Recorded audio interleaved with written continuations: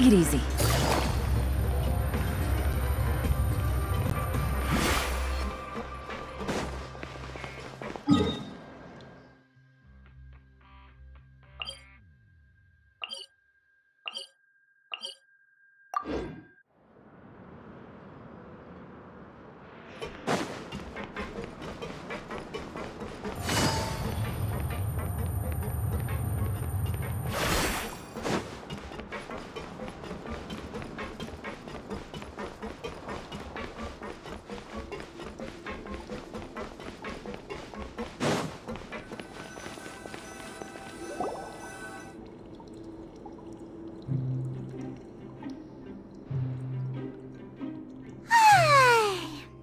For a little rest after wait a sec. Isn't something important supposed to happen today? Oh, today's our big day! We're supposed to leave the Fortress of Mirapede! Come on!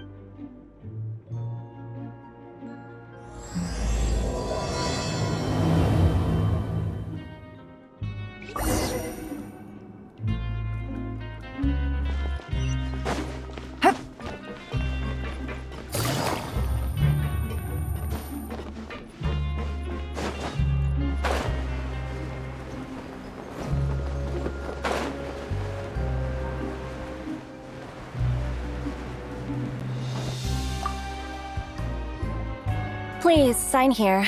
This document will be effective immediately upon signing, and you two may exit the Fortress of Mirapede via the regular channels. It's been so long since we've been to the surface. Let's hurry up! Huh? What's happening?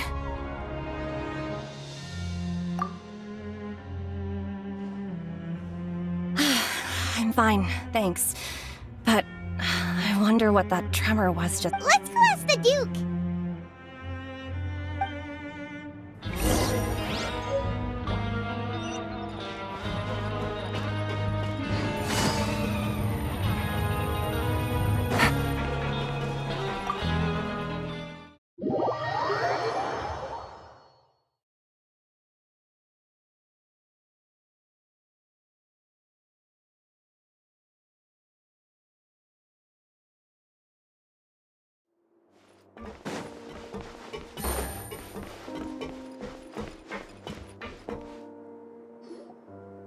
Your Grace? Ah, good to see you two. Is there something you wish to see me about? Yeah, what was with that earthquake just now? Ah, that. The tremor didn't originate from the seafloor. In fact, it seems it came from the surface. Over the years of serving as the warden here, I've developed a sense for distinguishing between what occurs on the surface and what occurs underwater. Besides, the seal that Monsieur Neuvillette set in place won't fail so easily. So the fortress is okay? If you recall our last incident, if there really were a problem, there would be crowds of inmates in a panic right now. Huh, you've got a point. Okay, seems we need to get back up to the surface and ask about what happened. By the way, do you know what day it is today? I believe today is this month's pipe cleaning day. Wait, seriously? Ah, yes. Have you completed your release papers? Yep. It's you two. Are you leaving now? That's right! Today is our last day in prison! But now that Paimon says that, it doesn't feel like we were confined here. It's actually— Oh yeah, Paimon feels fond of this place now! Then be sure to come back and visit. I'll miss you. If you've signed the release papers, then you're free to go. The guards will escort you out. You're not going to see us off? I knew you'd ask. All right, sure. Well, you actually agreed. No worries, you must be busy. Paimon was just joking. Ah, so you do have a polite side, I see. After being down here for so long, I imagine you must feel like you're lacking companionship. Shall I come along? Yeah, don't worry, we'll come back to see you. Paimon really likes the cafeteria here. The chefs sure do know how to make good grub. I hope you won't be here as convicts the next time I see you. We'll do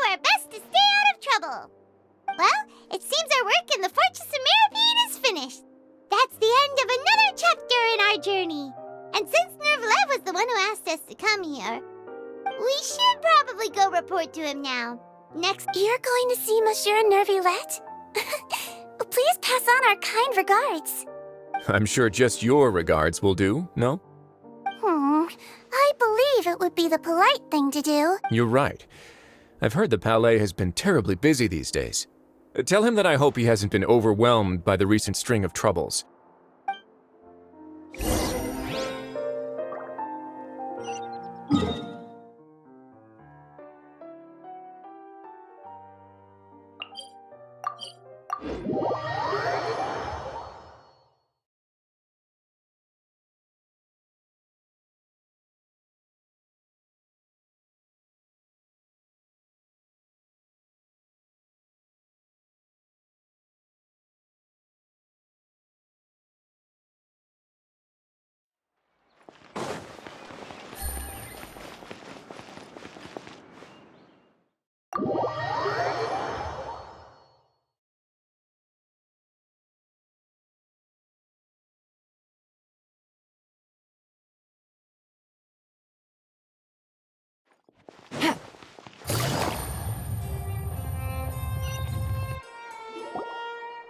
the Palais Mermonia sure is buzzing with activity today. Halt! Huh? Oh, it's you two. Apologies. Monsieur Nervillette did say you'd be welcome at any time. Excuse me, would you mind helping me take a look at this report?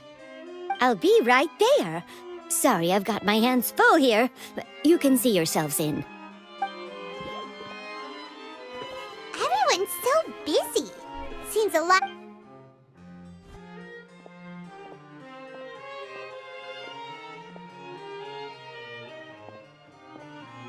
Nervillette! Hello. You've come at the right time, but you'll have to wait for just a moment. In the meantime, please, have a seat. If you'd like to have something to drink, let the Melusine outside know. That's all right. We just ate. Very well then. Let's take a break over there while we wait for him to finish his work.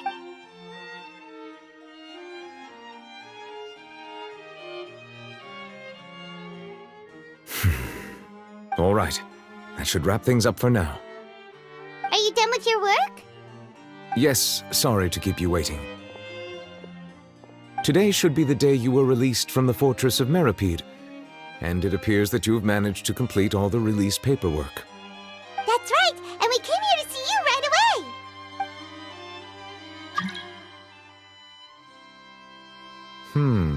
A mass... Do you have any idea what that might be? Judging from your description, that cannot have occurred in any ordinary waters, but rather something like the primordial sea. A whale of that size and shape cannot usually be found in the waters of Tevat. Therefore, we can only assume that Child is presently immersed in primordial seawater. Immersed in primordial seawater? But how? And is he okay? Most people wouldn't be capable of entering in the first place. I'm not completely sure how he could have gotten there myself. Yes? What is it? Right! Paimon felt it too! We asked the Duke and he said it wasn't from underwater, so we figured you might know something about it. It turns out that I have just received a report about this particular matter. In fact, that's exactly what I was busy with a moment ago. The source of the tremor was here on the surface near Poisson. After the shaking stopped, the water levels in the Poisson area rose at an alarming rate. The water levels rose? Oh no! What about all the people there? Fortunately, the water levels only rose for a short period of time and have already returned to normal now. However, I still have a bad feeling about the whole phenomenon. If the change in water levels is connected with the leaking primordial seawater, then the situation in Poisson may be much worse than it appears. Navia should be in Poisson, right? We need to go check on her! I would also like to go there as soon as possible, but I'm afraid I can't leave just yet. We must immediately formulate disaster prevention plans for the surrounding coastal areas to avoid potential catastrophes. I'll have to ask you two to go to Poisson first. I'll meet you there to check on the situation once I've finished things here.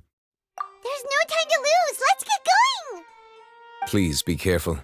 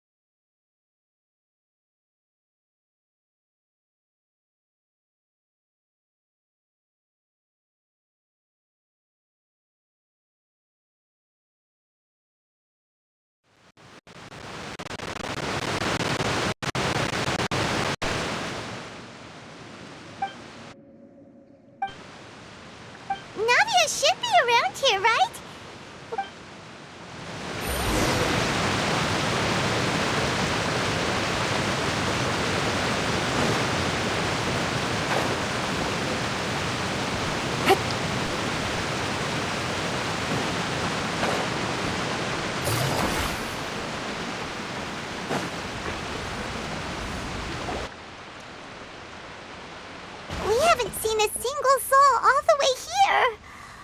Oh, this is getting scary. What will I ever do now? Look, there's someone on the roof over... Just stay put. We're coming up. Watch your balance. All right.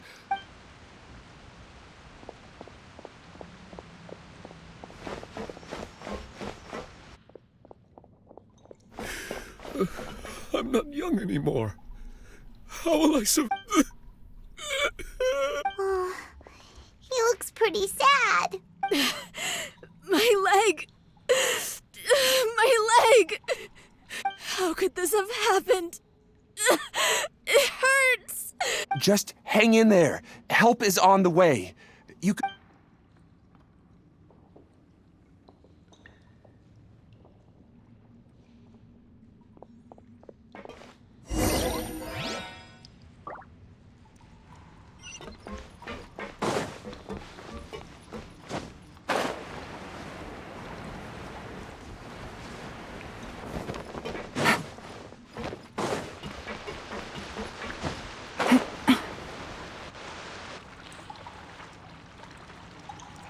Oh, it's Navia. She's over there.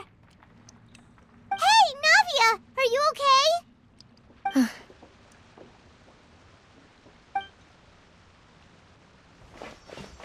You're here. We heard there was a situation in Poisson, so we came as quickly as we could. Yes. As you can see, the water level suddenly rose. It caused quite the disturbance, in fact.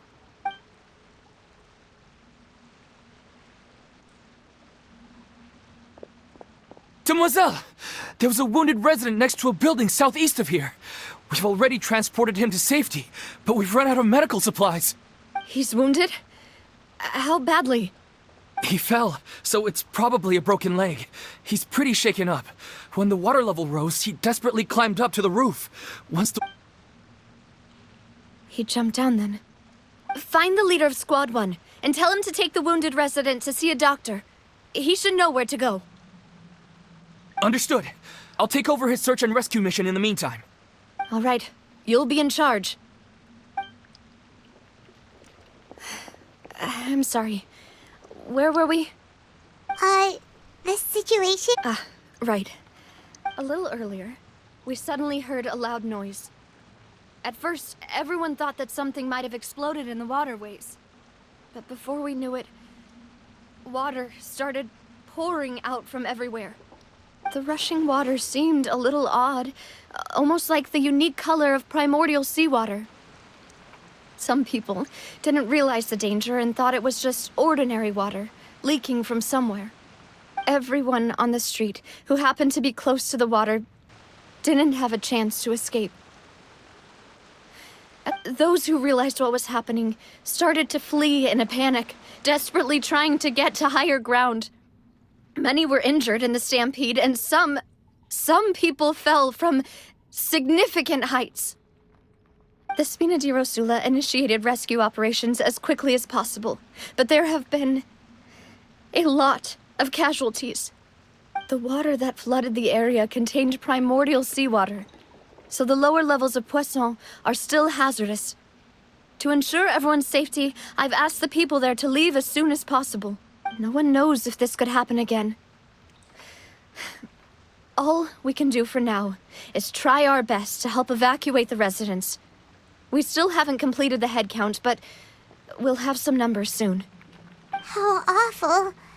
And all of this just came out of nowhere. It was quite frightening indeed.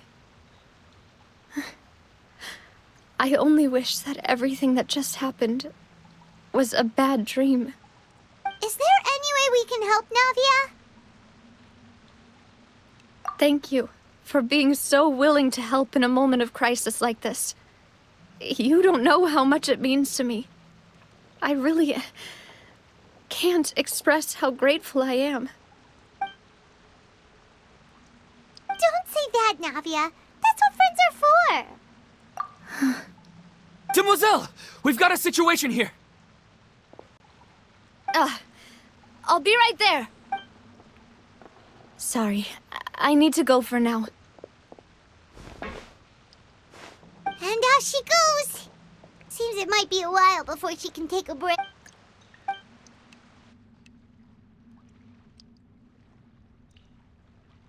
Okay, the wounded are being tended to, and we finished a preliminary head count.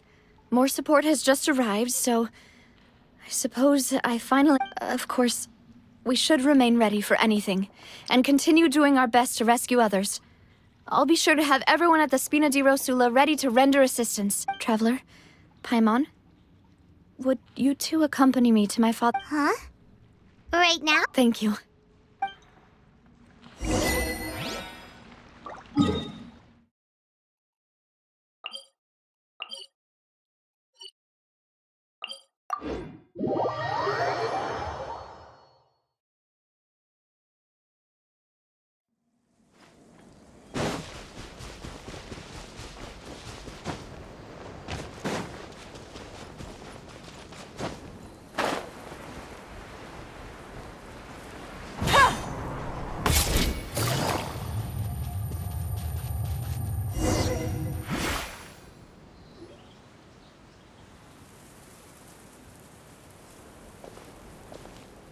Not a lot of people here, huh?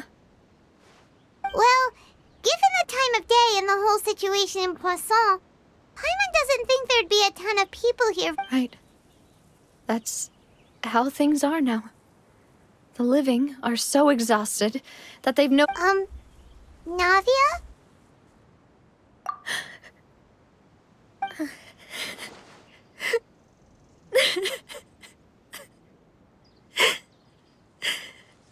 Navia, what's wrong? Sorry. I just... Malus and Silver... They won't ever come back here again. What should I do, Papa? Huh? What happened to them? Everyone agreed on the rescue plan, but still... I was the one who initiated it. They were helping evacuate the residents, but they couldn't leave in time. And they were caught in the seawater.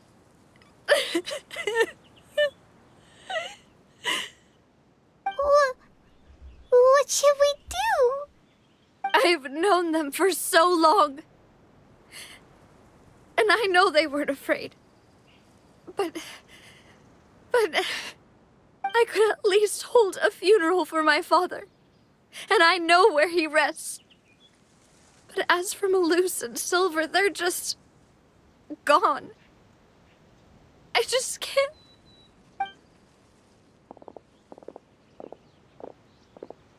Everything looks so clean after it rains. Even the gravestones. I didn't expect that you'd enjoy a glass of red wine. I can understand. Besides, the scenery here isn't half bad. See, it's not just me. I always want to bring something when I visit Papa. Perhaps we might even have a picnic. He wouldn't be... How could Master ever be upset with you, Demoiselle? Yet the cemetery is the home of those who have passed, is it not? Buying yourself a plot in advance, are you? No need yet. But when I do, I hope you'll let me be buried beside Master Callus, Demoiselle. Hey, stop joking around. I'm quite serious. That way, it will save us both the trip to see each other whenever you visit your father's grave. That makes sense. In that case, could I be buried on his other side? After all, besides you, Demoiselle, the two of us could certainly be considered Master's closest companions, no? Personally, I believe we fill those shoes just fine. Why are you bringing this up all of a sudden? Seriously. But I'd really prefer not to talk about this stuff. And what do you mean by saving me a trip? I'd make the journey even if I had to visit you two somewhere else. I'd promised to let them rest in peace here. But here I am breaking that promise. I'm sorry for letting you see me in a mess like this. I don't usually cry, really. Paimon doesn't know how to help you feel better. But, well, she understands how you feel. I had always thought I could make my wishes come true. But now that I think about it, that never solely relied on me. Many things can only be accomplished with someone else's help.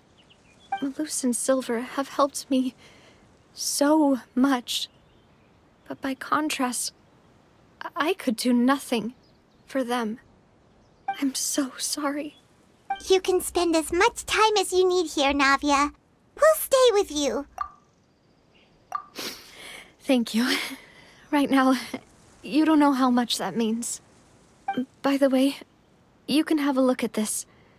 It's a list of victims from the incident. Obena, Khan, Burnett, Giverny. So, everyone else... It's okay. I know what you're thinking. And you're right. We lost Malus and Silver. The overall outcome indicates that the cost was worth it. Right. Don't think that way, Navia. One person might be saved at the expense of another, sure, but that isn't something we should ever consider a trade. Malus and Silver were not the price for saving anyone. They're heroes. You're right. Thank you, Paimon. What you said just now was pretty amazing, actually. I'll remember your words. Oh, really? Seems you've become more eloquent in the time since we last met. The knave? What are you doing here? Is everything going well on your side? Yes, my people are carrying out the mission according to your request. All the residents of Poisson have been evacuated, and we're preparing to relocate them to higher ground. As for these supplies, we have everything taken care of. There is no need to worry. Thank you very much. Wait, do you two know each other? We just met recently. Right, Miss Navia? Usually, I would call this a coincidental encounter, but that doesn't quite fit this time. Besides, it never even crossed my mind that a Fatui Harbinger would come looking for me. Thanks to the Knave, Spina di Rosula received generous support from the Fatui, which allowed us to complete the rescue and evacuation work so quickly. Mutual aid is essential to fostering positive developments. We were already in the area, in any case, so it was nothing. That said, I must say that you're a lot sharper than you let on. I'm sure you understand what I mean. I apologize for all the ways in which I tested you previously. We've never worked with a Fatui before, and it's extremely important for us to know who we're working with. My subordinates have reported that Fatui soldiers have been observing water levels and taking head counts in various locations. I hear that they've also prepared a large amount of emergency supplies. I'm quite surprised. This is nothing to brag about, nor do I intend to. It is simply the way of powerful organizations to act forcefully, whether they are doing good or ill. As I've told this traveler before, I know of the prophecy, and I intend to prevent the impending disaster. Lending your organization a hand was a natural first step in accomplishing that. As such, do not be troubled by this token of our sincerity. Perhaps one day, you'll also be able to help me in the same way. Without your help, there would have been many more casualties. I won't forget your kindness. Furthermore, I sincerely regret what happened to Malus and Silver. I only wish that my people could have arrived a little earlier to prevent this from happening. Don't say that. You and your subordinates did everything you could. As Paimon said, Malus and Silver didn't choose to sacrifice themselves for any specific person. And they weren't the price paid for other salvation. They chose to become heroes themselves. I've never liked hearing people put it that way. It's like trying to relieve pain by saying some noble-sounding words. But right now, there's nothing more suitable. They really did become heroes. You're right. I'm sorry for your loss, Miss Navia. Water is life to Fontaine's people, and it also spells disaster. It's no wonder that people always say that prophecies represent fate. Fortunately, I've never been one for such opinions. So, you're one who will try to change fate, then? Of course. That is why I'm going to Hotel Bouffe de Thé. I still have some things to take care of, and the children need my attention. By the way, Traveler, Paimon, one more thing. Alright, then we'll just... Huh? This isn't... That is a clever and useful conversation technique, which I do like to use when necessary. But there's no need today. It would not hurt to have Miss Navia listening in. Traveler, I'm sure you remember that I said we could work together when we had the chance. You and I both know that there may be issues with the Primordial Sea. Previously, it was the Fortress of Meripede's sluice gate, and this time it was the water levels in Poisson. These are both signals. Indeed. Allow me to share the latest intel I've received from the House of the Hearth's intelligence network with you. During some recent investigations, a child claimed to have discovered some ruins near Poisson. The ruins date back to ancient times, and seem to be worth investigating in many ways. Judging by the dating of the ruins, they may be related to the prophecy and the coming crisis. The situation is becoming more urgent, so any pertinent information will prove extremely precious. My people initially came to prepare for ruin exploration. Unexpectedly, this disaster struck, and at present, we're all busy prioritizing the rescue effort. So that's why the Fatui were already in Poisson. I wanted to take the children along, but unfortunately, Linny, Lynette, and Fremine have all been dispatched to higher ground to assist affected residents. Linny told me that outside of the house, the person they trust most is you. Which is why I want to give you this task. The House of the Hearth's members see each other as family, but Linny, Lynette, and Fremine said that they also see you as such, even though you are not from the house. I'm sure you already understand how earnest they consider their friendship with you to be. Oh! That somehow makes Paimon feel kinda happy. The intel I just shared about the ruins could fetch a high price. But since the children consider you family, it's only natural that I freely share it with you. Got it! So all we gotta do is go to some ruins, right? We can handle that. Excuse me, but may I tag along? You wish to join, Miss Navia? But are you sure you're up to exploring some ruins? You need to rest. Well, I'm sad, yes. But I can't just go back and plop myself into a chair by the roadside and do nothing. There's no point in being depressed while we still have a disaster on our hands. As my father's successor, I must live up to the hopes he had in me. Besides, I'm also doing this for myself. I need something...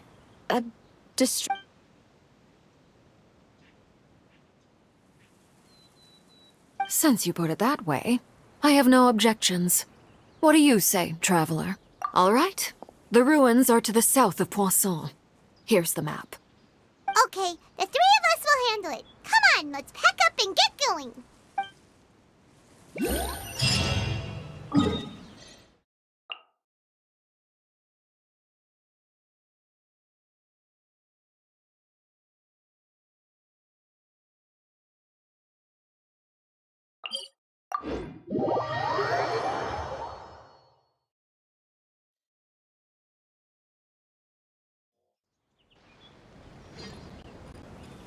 Take it easy.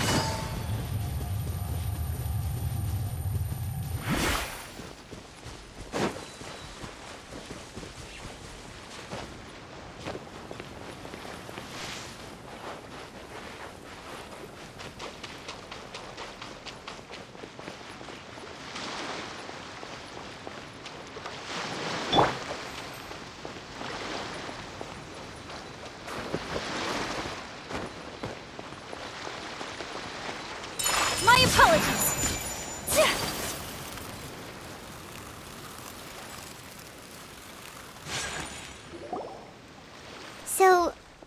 ruins the knave was talking about?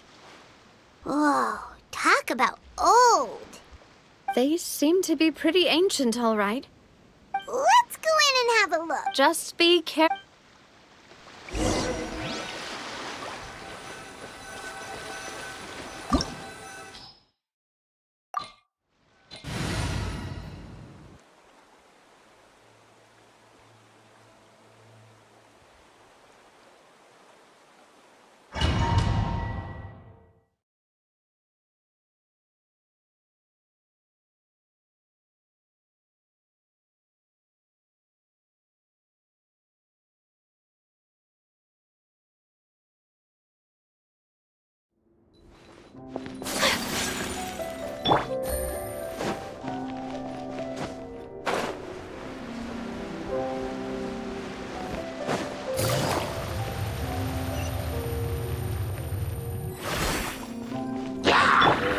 Take flight!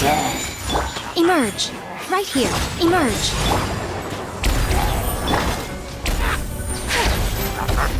Embrace the ice! Busted! Whirling snow! Nada kundala.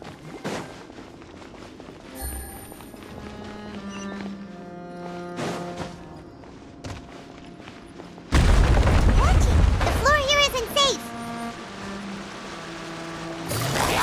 Gotcha. Take flight!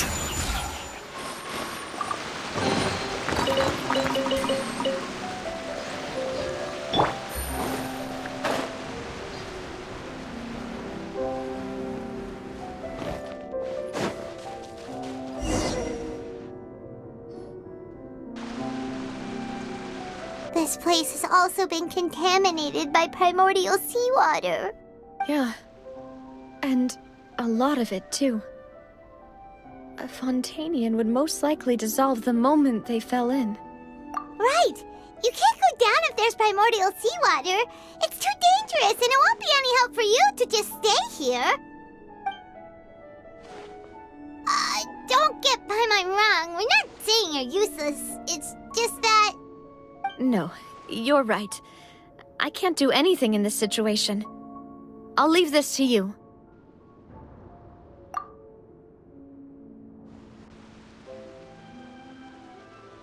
That complicates things. Maybe the only way left... In that case, do you want to wait for us here? The water levels here are unstable, and there's a chance the water will rise. So I'll go together with you. Perhaps we'll find the exit just up ahead. All right. Come with us for now, then, but please be careful.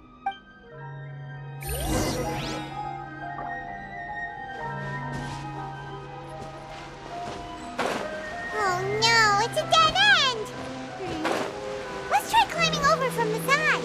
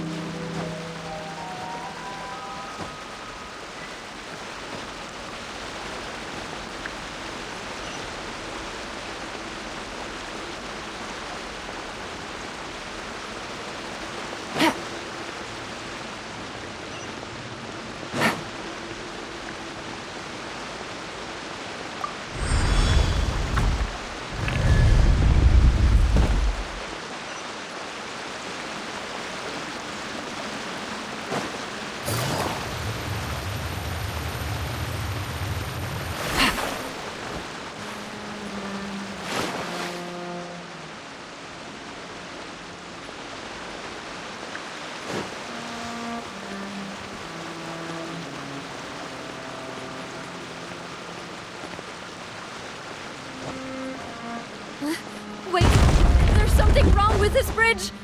Run for it!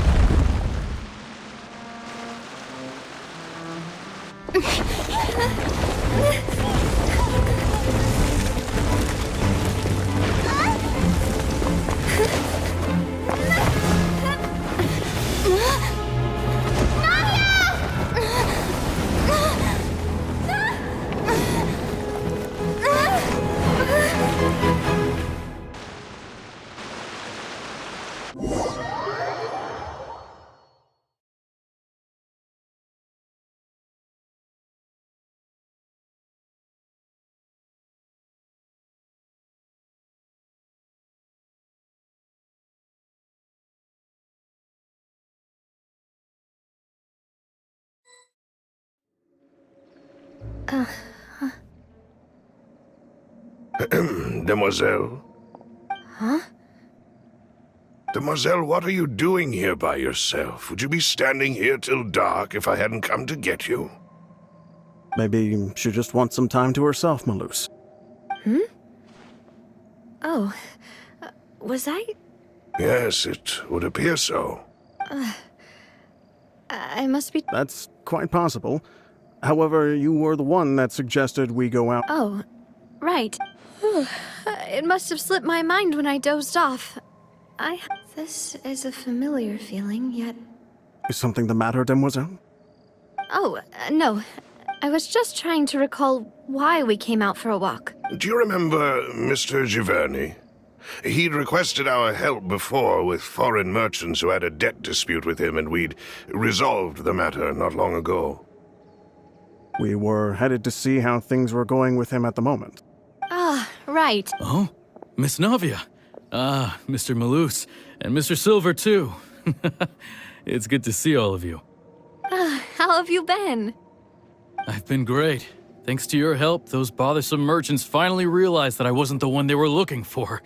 They were knocking at my door day and night. Even my neighbor, Obina, was getting fed up with... Sometimes force is required to calm someone down and get the... That's right. Oh, by the way, Burnett, what was it that you wanted to give to Miss Navia again? Oh, yes. Miss Navia, these are some flower seeds that I prepared. Please take them.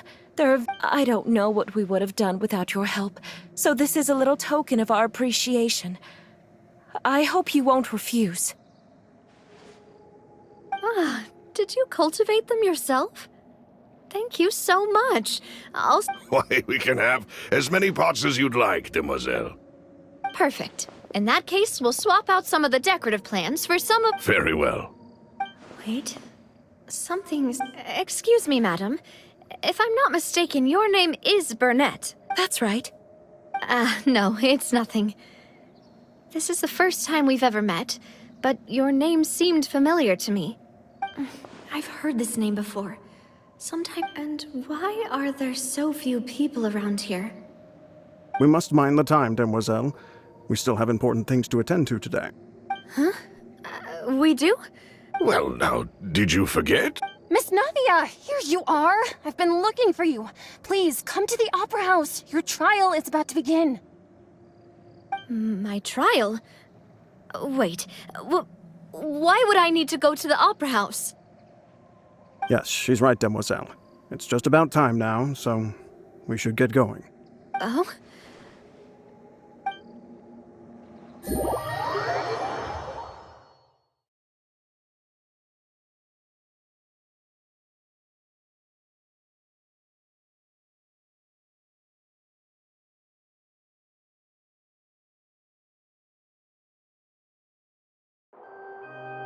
Look, it's Navia! She's here! And her two attendants are with her. Goodness, everyone's finally here. There sure are a lot of people here to see the trial. And they all seem to be oddly... Karina, Desiree, Joyville, Jolien, Essen. And as for the judge... huh? Where's... Please sit in the defendant's seat. Don't worry, Silver and I shall accompany you. All right. But are you sure you can stand behind... Typically, it wouldn't be allowed, but today... Hey, what kind of place do they think this is? Come on. Do they have any idea what they're doing? Seriously. Enough with the whispering! Could someone please tell me where... My dear Miss Navia, have you not yet realized what you've done? In that case, as all here know, you are Master Callus's successor. The head. After you took over the Spina, you treated all of us just like the late Master Callus had. Not only you, but your butler, your subordinate. Wait a moment. Aren't you just proving that I'm a good person? Yes, correct. Absolutely right. And that is why you stand accused. You have helped so many people get through so... We are one big family, all of us who are from Poisson, inextricably linked. And with you being so important, we couldn't possibly do without... Therefore, this fair and honorable court shall declare you guilty, and you shall stay here. You will be together with us for... Huh? What are you saying? Everything you have said is correct. I have indeed done a lot for my hometown, and I would be willing to be with you all, but what is the purpose of having me stand here like this? Ah, well, if that's what you think, then I have no further comments. How wonderful, Miss Navia! I know all these people. Why are they laughing? I seem to remember now. Wait just a moment. This isn't right! Malus? What was that, Mr. Malus? Our conclusion is very clear and unanimous. Let the court judge her now. She's... Stay here, Navia! You're one of us! Demoiselle, don't admit guilt. This trial means to keep you here forever. I wish to exercise my right to defend Our Lady. Mr. Joinville, you only know of Navia's goodness, but nothing of her utterly... She was born a free and independent spirit. She has never been tied down by anything. Her actions cannot serve as proof that she identifies herself as part of any group. Please do not mistake her actions as being otherwise. Really? As an individual, you say? Don't forget, we are all Fontanians here. Even if Miss Navia only voluntarily rendered her assistance, that doesn't change the fact that her beautiful soul must... Everything is measured here in the nation of Hydro. And in the end, Now I speak for everyone. Our opinion is consistent. Navia should stay. We and Navia are one. And you would call this justice? Preposterous. You are merely jealous that Demoiselle still has a chance to exist as an individual. Have you forgotten how much you all once longed to become individuals? Do you mean to defy our justice? If your justice is flawed, then why should we acknowledge it? As you said, we can also have our own justice. Silver and I shall defend Demoiselle. And that is how we will enforce justice. Ugh, my head... Demoiselle! Silver, it hurts. My head is I remember now. Everything that seemed odd from Karina, Desiree, Joyville, Jolien, Essen, and Mr. Giverny and Mrs. Burnett, who we met earlier. Even Malus and Silver. I don't want to admit it, but they're all dead. Don't be afraid, and don't admit guilt. We will protect you to the very end. Absurd! Who are you to say that she cannot be judged? We are the majority, and don't let them escape! We shall keep Navia here with us!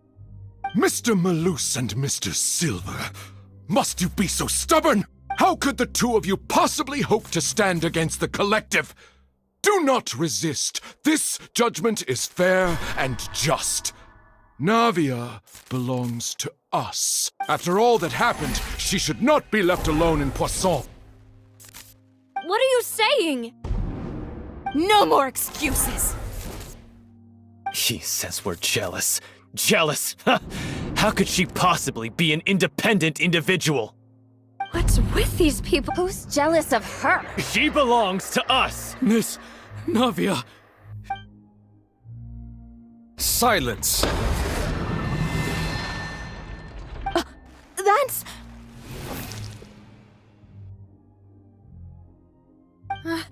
Monsieur Neuvillette! Such commotion is prohibited in the court.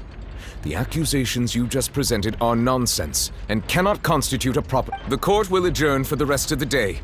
In this, I shall hear no objections from any unauthorized party. Our thanks, Monsieur Neuvillette. Please leave with me, Miss Navia, while there is still time.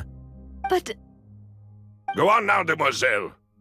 This is your only chance to leave this place. What, can't bear to leave us behind or something? Malus. My apologies. I couldn't resist making one little joke once I realized that this...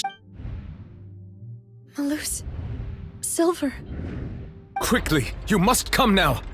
Goodbye, demoiselle. Farewell.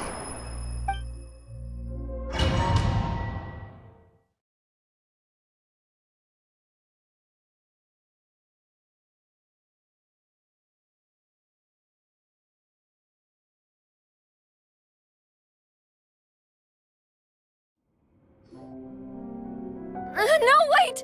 Just a second! Navia? You're awake. Good. I must have been dreaming. Malus and Silver were still alive, and they were... It looks like you're all right. Did all the sad feelings cause you to have a nightmare? Paimon... The ruins you were exploring suffered a cave-in. When I arrived, I found you falling toward the water. You were just about to be dissolved within, but I... What is it? I think I saw 2 Oceanids protecting you. It was only for a moment, perhaps even a fraction of a second, but they gave me the chance to retrieve you. Were it not for their intervention, I would not have been able to rescue you before your consciousness dissipated. Wait, did you say Oceanids? You mean like what happened with Vache? Perhaps those 2 Oceanids were the people you saw in your dream. I always told them that they didn't have to protect me. To think that they... Please come with me.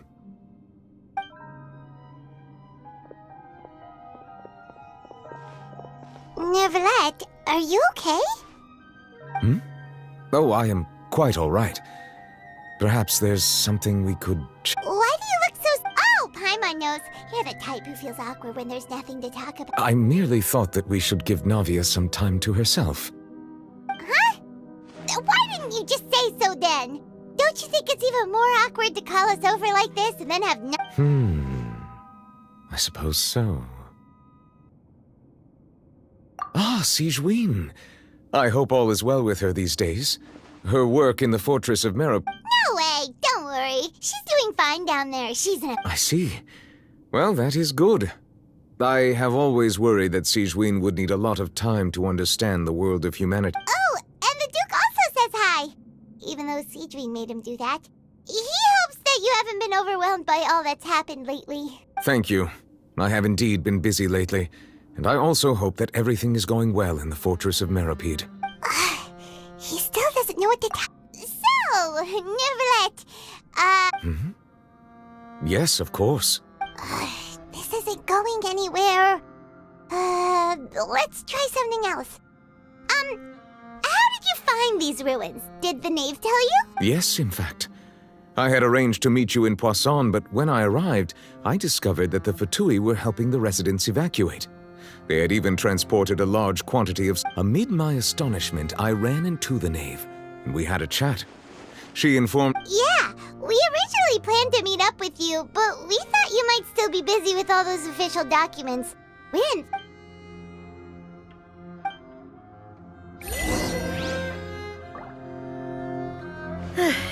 I'm sorry to have kept you all waiting like that. I'm feeling much better now. I guess we should get going again. Will you come with us, Monsieur Neuvillette? Yes, if you wouldn't mind my company. All right! Another one joins the party! Let's get going then!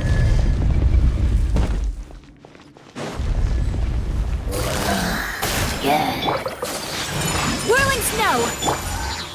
Right here, right now.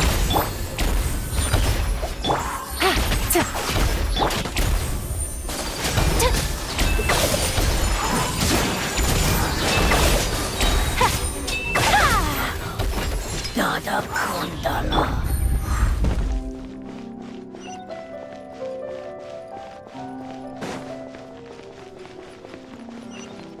Oh no! Another unstable path! Watch your step!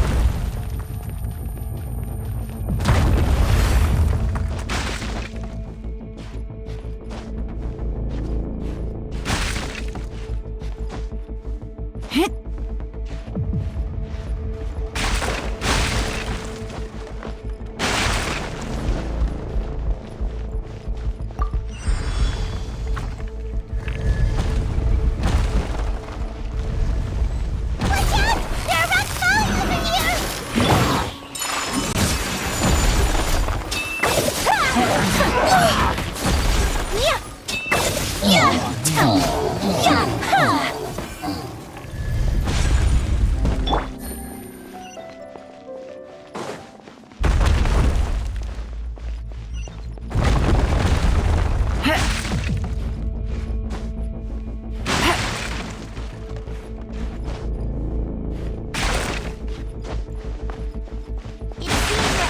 at the top. Keep it up.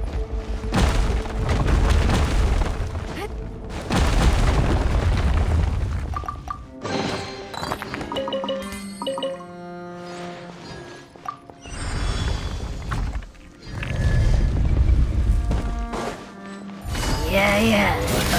You can. Whirling snow. Right here. Right. Kamisato out. Sometsu. Here comes the catch. Quietly now.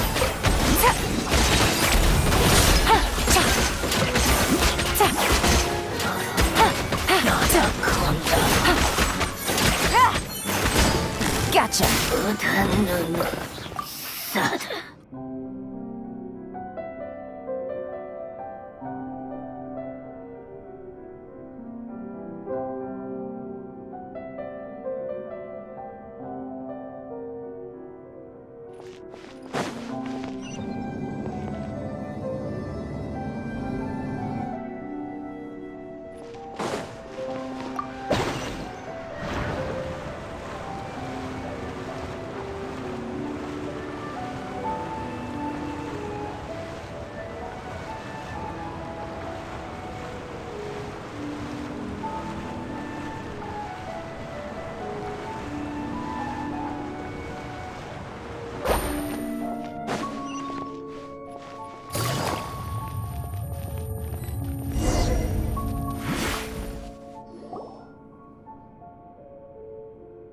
Looks like we've reached the end.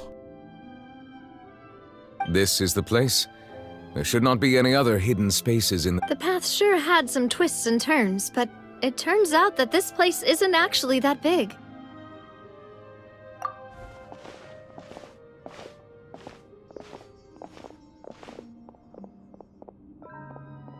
Stone slates. It seems like they were put here as an offering. Perhaps we should just leave them be for now. There are 4 locations in total, but only 3 stone slates. The slate that should be in the first empty spot is missing. The surrounding walls also show signs of damage. There's something written below. Let Paimon see. Reason dictates that this nation be destroyed.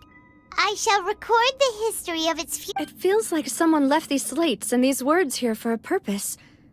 But does he mean that Fontaine should be destroyed? That would fit the circumstances dictated by the prophecy, yes. Indeed, the slate's contents correspond to it. There's a person kneeling here. She seems so dedicated. And there's a whole bunch of other people behind her doing the same. She's facing this... what is this? And is that Lady Farina in the third image? Did the Hydro Archon fall into the water? And is that a ring of people around her? Paimon doesn't quite get it. The fourth image. I know this one. This exactly matches the content of the prophecy. The people will all be dissolved into the waters, and only the Hydro Archon will remain, weeping on her throne.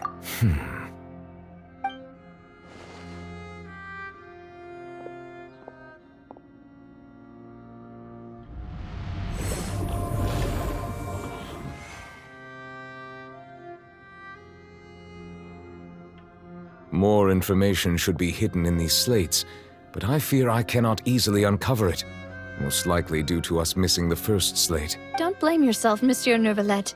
Deciphering ancient stone slates isn't one. Ooh, Paimon's getting the chills just looking at these slates. This says that it's the history of the future, right? That means the prophecy's sure to come true. Still, Paimon... Hmm.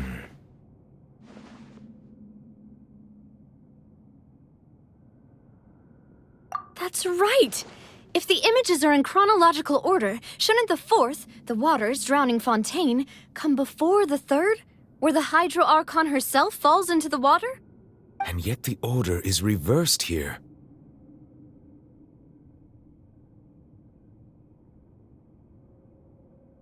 If we go by timing, Lady Farina only emerges in the third image. That means that the person in the second image might be the previous Hydro... Egeria, then. I had never met her, but her appearance here does match the records. The previous Archon kneeling before the floating island in the skies, as if confessing a sin. Did she herself commit that sin? And if not, also, I'm still wondering why these ancient stone slates are here at all. Judging from their contents, could this place be the origin of the prophecy? But who would have created... It seems that any further clues will have to come from Farina. In that case, there's no time to lose. There's nothing else to be gained here, so... Yeah, we better get somewhere safe for now.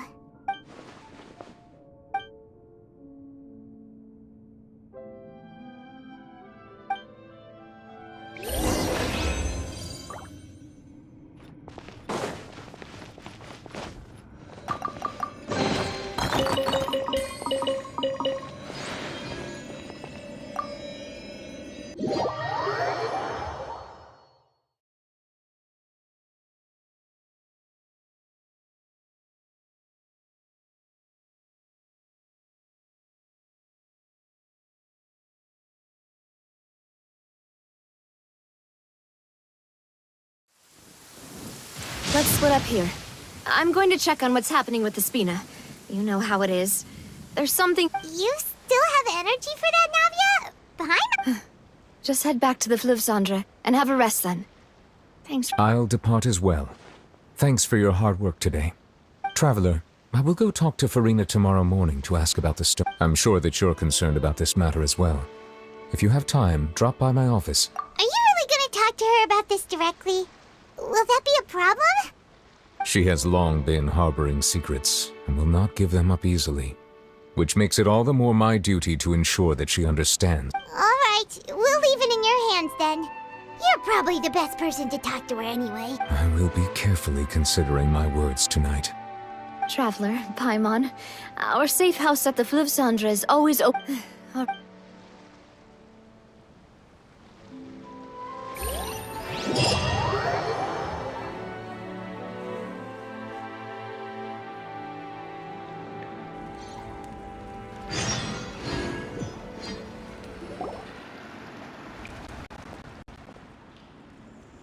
Welcome back.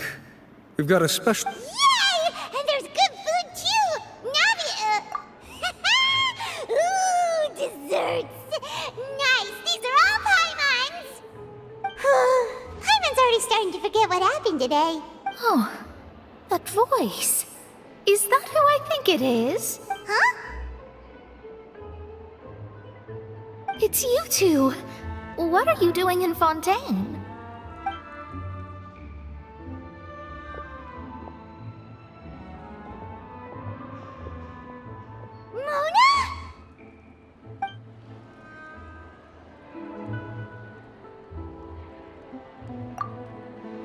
Seriously, nobody just uses a scry glass whenever they've got time to just see who they'll meet on the road. Still, we didn't expect to see you here. Wait, you're not a Fontanian, are you, Mona? Well, I have some business to attend to here, so I booked a hotel in the city. I was just out first. Why did you think I was from Fontaine, though? Is that because Magistus doesn't sound much like a Mondstatter surname? Yeah. Well, I used to have my own surname, which was, well, some other thing. Either way, the old hag told me when she took me as her disciple that the first step to being a great astrologist's pupil, there was nothing for it. It isn't? Nope. Although it is used by us in place of surnames, it generally just means great. Wow! Imagine including a boast in your name. Wait, are you gonna have to put that into your genealogy as well? I reckon so. In any case, I'd give my disciple a name like this as well, if I were to take one. Astromancer Barbeloth Trismegistus. Whoa, that's a long one. Does it also mean great or something? My name means Mona the Great Astrologist. As for the old hag, hers is, in plain speech, the thrice-as-great Scholar of the Stars. Just take it as a title specific to astrologists. Thrice as great? That's so petty. I know, right? That's just how she is. She used to call herself Magistus. Talk about excessive. Magistus is thus the calling card of our school, so to speak, which makes it about... That sounds terrible! But anyway, you're not Fontanian, are you, Mona? You're from Mondstadt. Well, I was born in Mondstadt, yes. My parents migrated to Dornman Port, and I traveled with the old hag for a while, after which I settled down in Mondstadt City. Oh, that's a good thing then. At least we know you won't be dissolved by Fontaine's wall. Speaking of that, I'm sure you're aware that a bunch of things have happened here in Fontaine, right? I know you're not a local, but I'd avoid getting too close to any water that looks strange all the same. There's something ominous about it. Well, the water, I mean.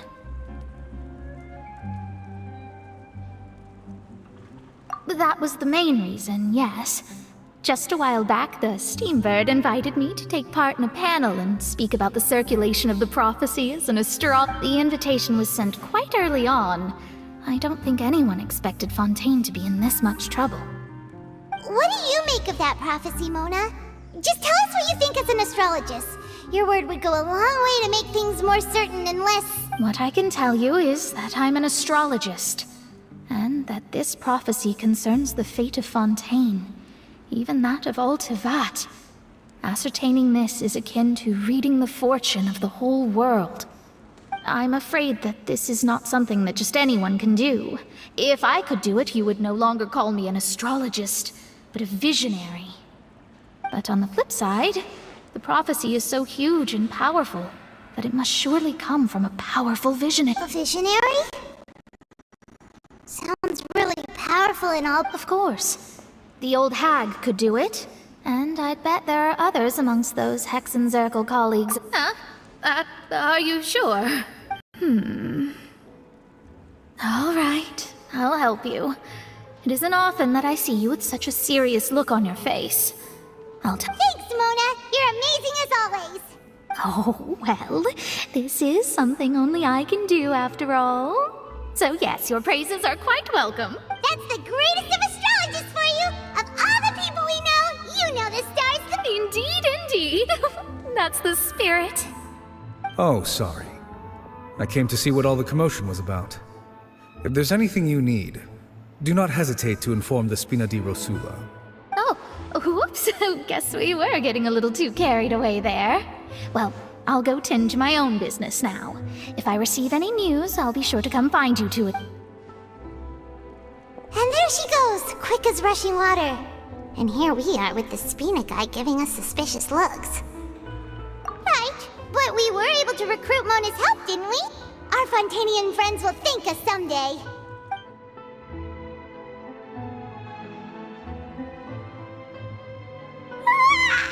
Good morning. To be honest, I'm still feeling kind of sleepy. But it's time to get up, Traveler. We agreed to go see...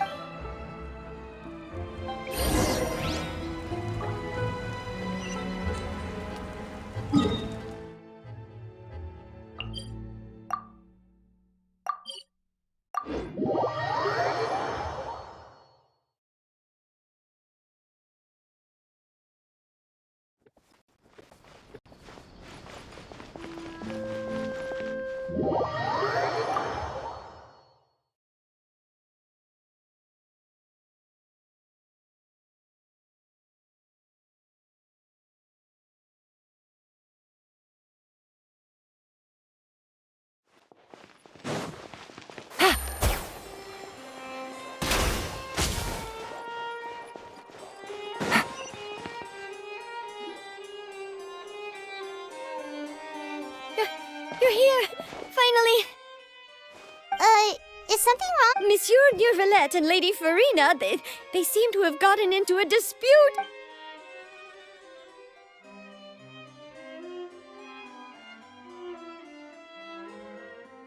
Like I said, I've already explained everything. And yet the problem has not been properly solved. There is little space for excuses between us. It is not my intention to offend you, but please, tell me where you stand. You are the Hydro Archon Focalor, are you not? Look at this. This is a list of the victims from the recent Poisson incident.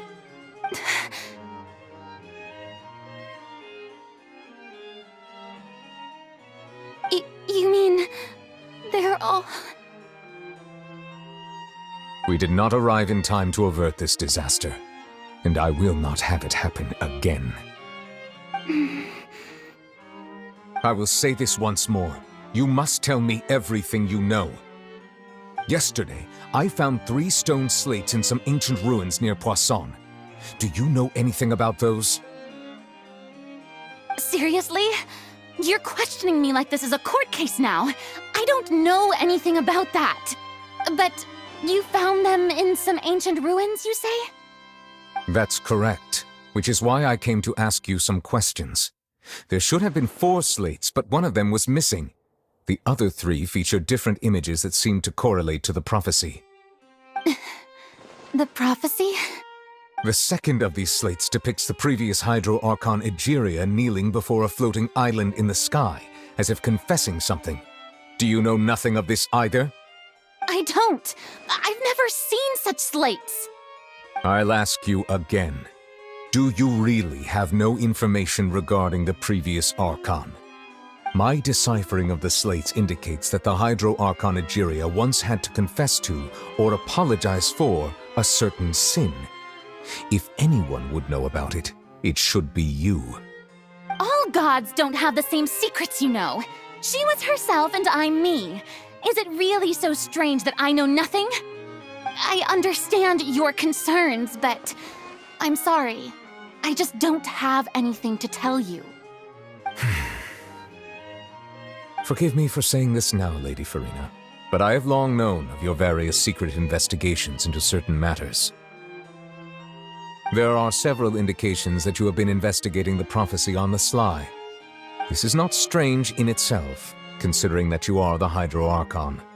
But it is strange that you should also claim to not know any of Egeria's secrets, as well as do nothing following your inquiries.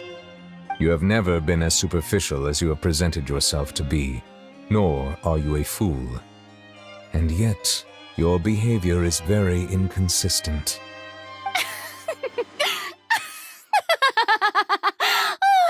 So you've been watching me all this time, have you? I didn't think you were that type. You... Well, since you know about my secret investigations, then you should know I'm actually working to take care of it. There's no point questioning or suspecting me. You're the Eudix, but you're still my subordinate. You should be following my lead. Just trust in me, your Archon, and do as I say. Never mind whether you can truly convince yourself to or not. It'll all turn out fine. That's all I have to say. We do not discuss this matter again. Oh, the opera's about to start. Toodles!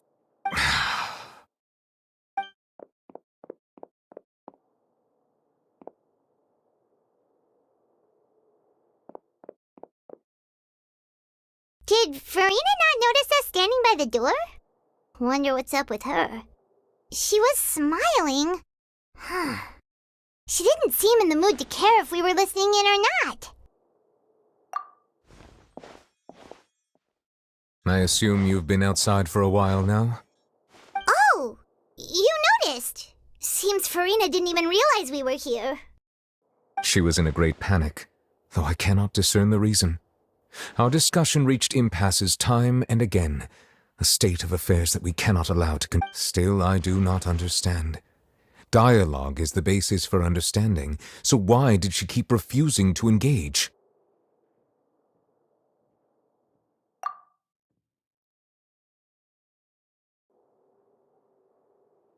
Everyone in her inner circle has noticed that she is hiding some secret. The issue is her attitude. I fear that she will not reveal anything unless absolutely forced to. We may have to create a situation in which she will have no choice but to speak. Oh? Normally, people will only reveal the truth when standing trial. Perhaps we must have the Hydro Archon experience just such a scenario. But Farina's seen so many trials, and she's really good at dodging questions. How do we make sure that she won't just slip away at the first chance she gets? We will need to consider this thoroughly, join forces with various parties, and then do what we can. If at all possible, I would prefer to recuse myself from this affair, but we must prevent the prophecy from coming to pass. This may be cruel to her, but all Fontaine is in crisis. The information a god possesses is too precious. But who will lend us their aid to do such a thing?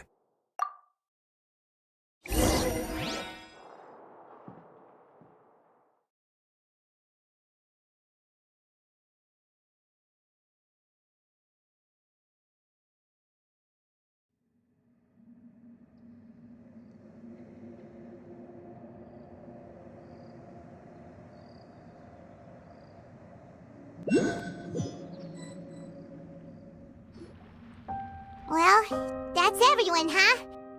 Speaking of which, it was pretty smart of you to think of hiding here. Poisson was just involved in a disaster, so it's presently devoid of people.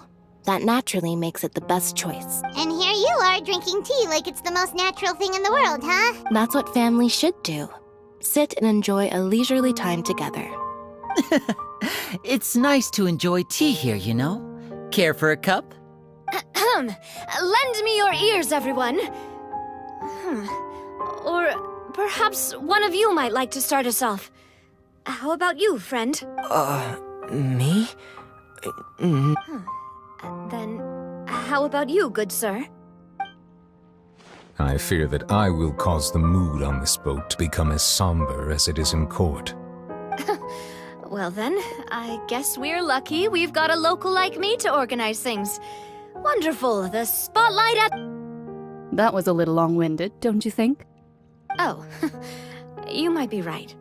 Anyway, to cut to the chase, our friend here, the Traveler, has brought us together to discuss something. As for what that is, well, let's start by saying that we'll be pooling our efforts together to create a series of traps. Oh? How intriguing. Well, it's just an expression, really. One that I just learned from Chlorand, and use on the spot. So, let's invite her to explain in detail. Huh? Didn't you say that you would be facilitating this? Oh, come now. Your work doesn't involve much public speaking, right? This is a good chance to practice. You might even pick up some fancy oratory tricks to impress your boss with in the future. I see. And what does my boss say? He is glad that you consider him your boss. Do go on.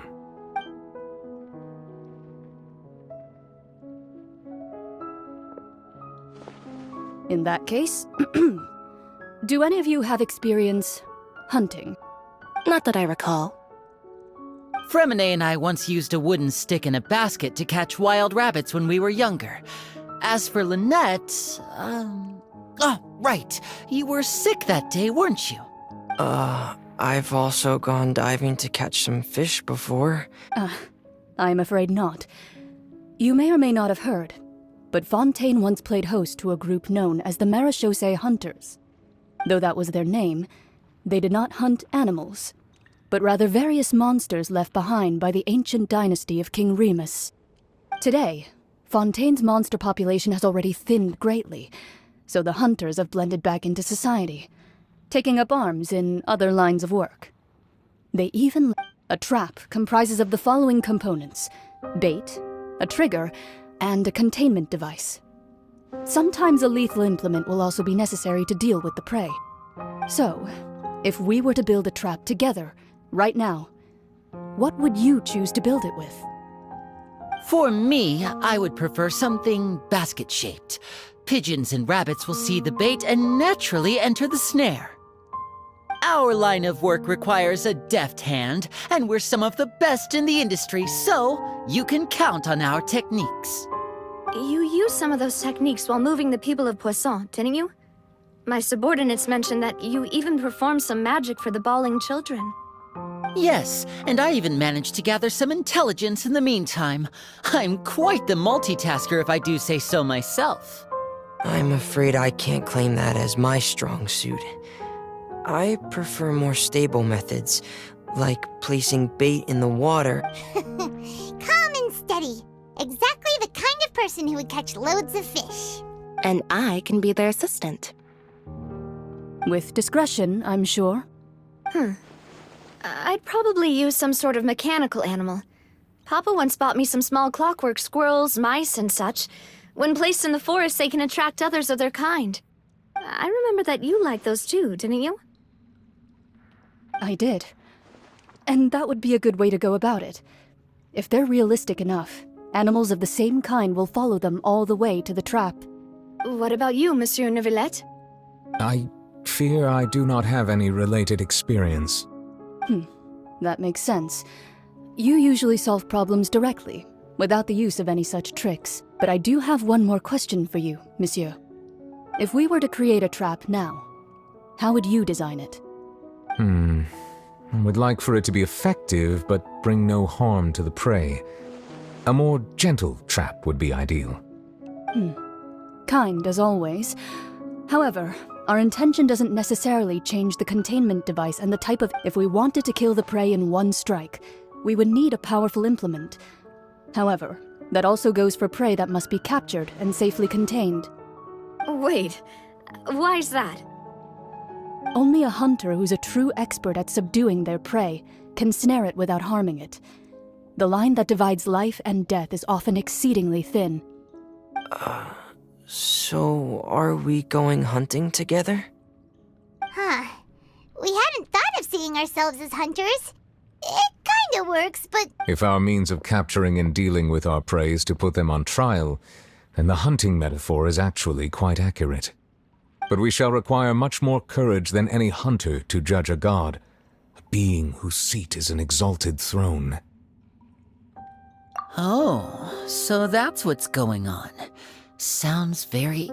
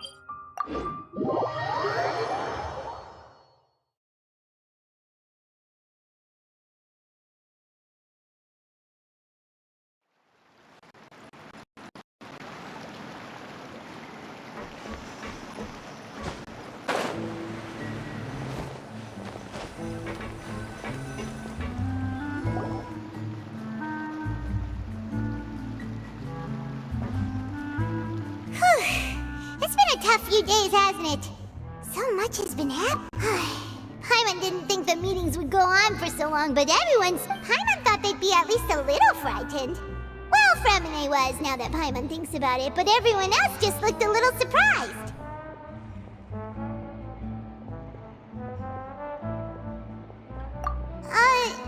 It's hard to say. Paimon doesn't have any experience with this sort of thing. But with you around, Paimon sure will do great.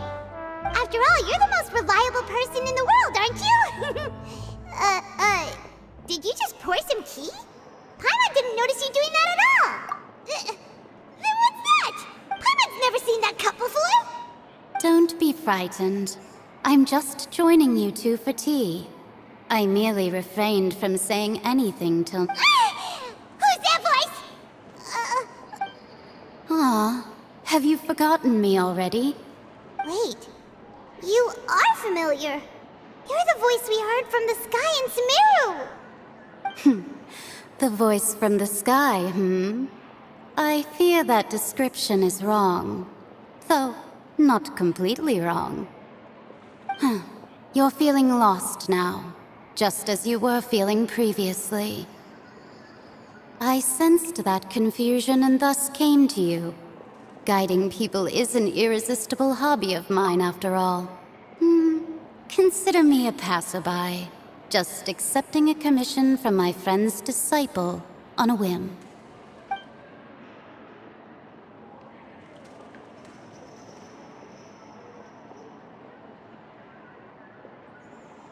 The prophecy.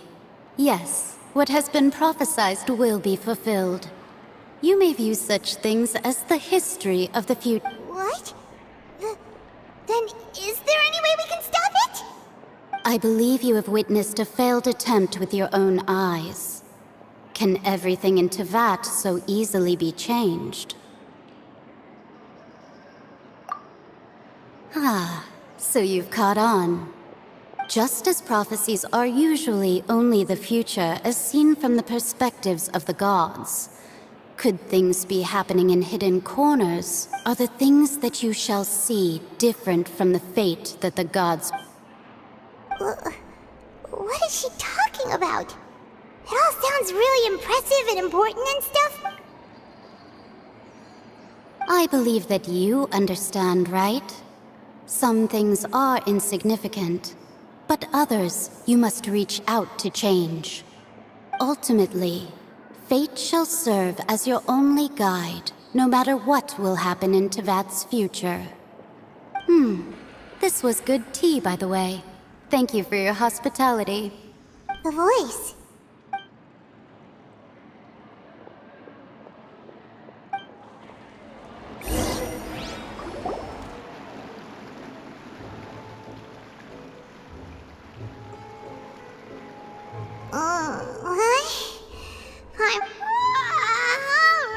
Alright, coming! Hey, it's you who's getting lazy, okay? Well, I see I've walked in on some lively banter. Luna! Fine, just fine. I went to take part in that Steambird panel. Not all Fontanians are pessimistic about this. Did she have pink hair by any chance? Why, yes, it was Charlotte. I assume you've heard of her, no? That daredevil journalist? I'm in full support of her view. Prophecies are very important, but how can people allow their lives to be common? That's right! Paimon's glad to hear something sensible for once. Ah, yes. About what we had discussed before. I did try, but I'm afraid I couldn't reach the old hag. I'll try again. Huh?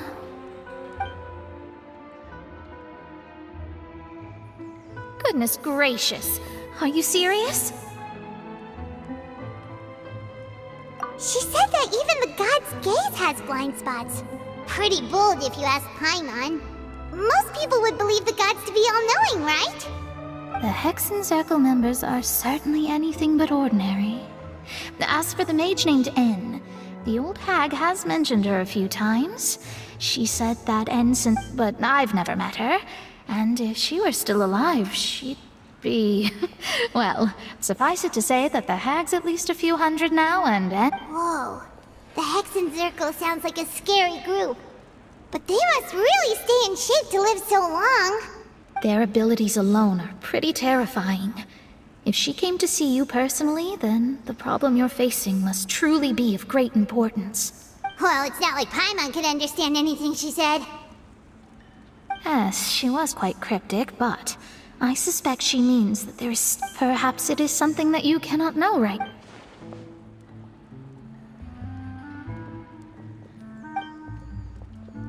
Traveler, Paimon, are you two all right? Oh, we're fine. We're just a little down right now. I see. I guess you could consider me someone who has often witnessed fate. So far as but even so, I still hope for... Perhaps that's what En was trying to tell you. Not to lose heart, and to believe that what you are seeing playing out before you is not yet set in stone.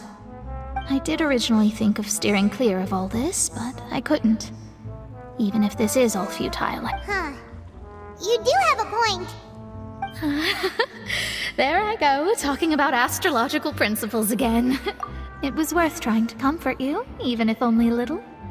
I believe that you'll help those who are struggling in the same way. I suppose that might be why we always seem to meet by coincidence. Paimon feels kinda moved by what Mona said, but also kinda sad too. Hey, Traveler, Paimon suddenly feels like going outside for a walk. Let's walk around the city, shall we? There's a few spots we always like to walk by.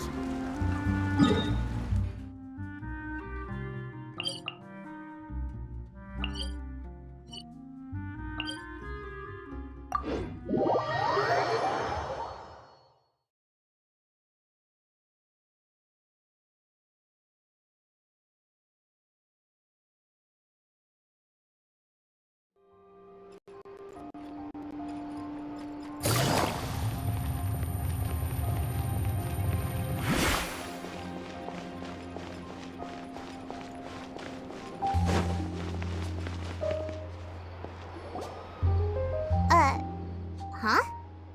Our names are written in... Let Paimon see! The underwater stronghold, the Fortress of Meripede, has continued in its noble autonomy, but that does not mean that others cannot interact with it. My recent attempts to enter the fortress bore little fruit. Huh. Guess Charlotte's... Thus, did an Outlander friend become the focus of this report, a blonde adventurer with their white fairy legends trailing in their wake.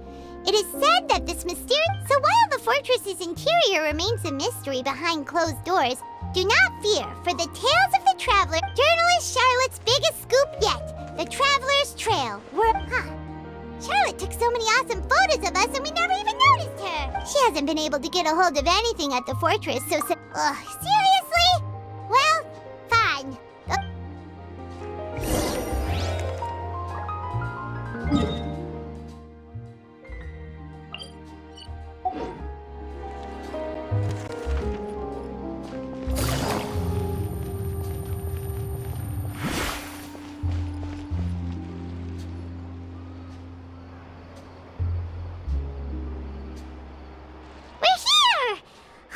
Paimon's hungry.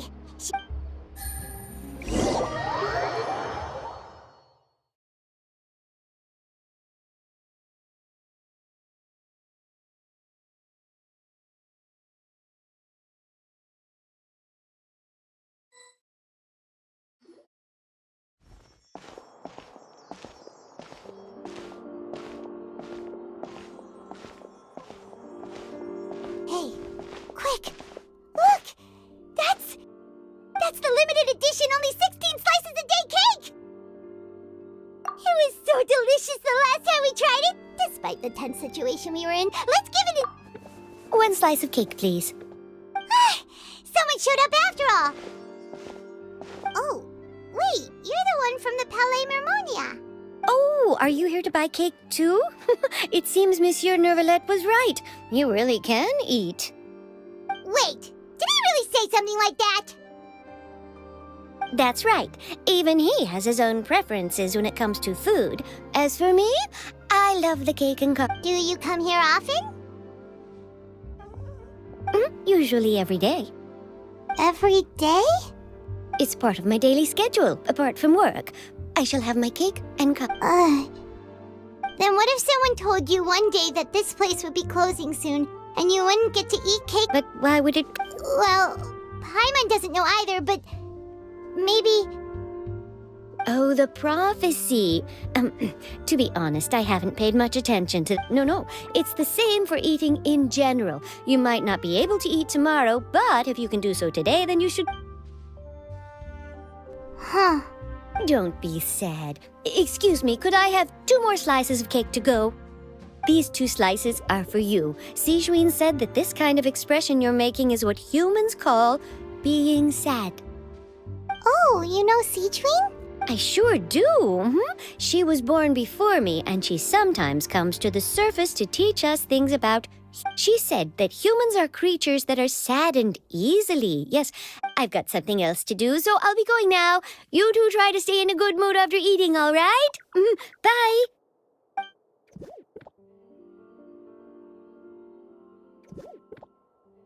And there she goes. Alright, let's dig in. Paimon's sure that... It's more delicious than last time! And the flavor gets even better! Sure would be nice if we could always eat delicious food here.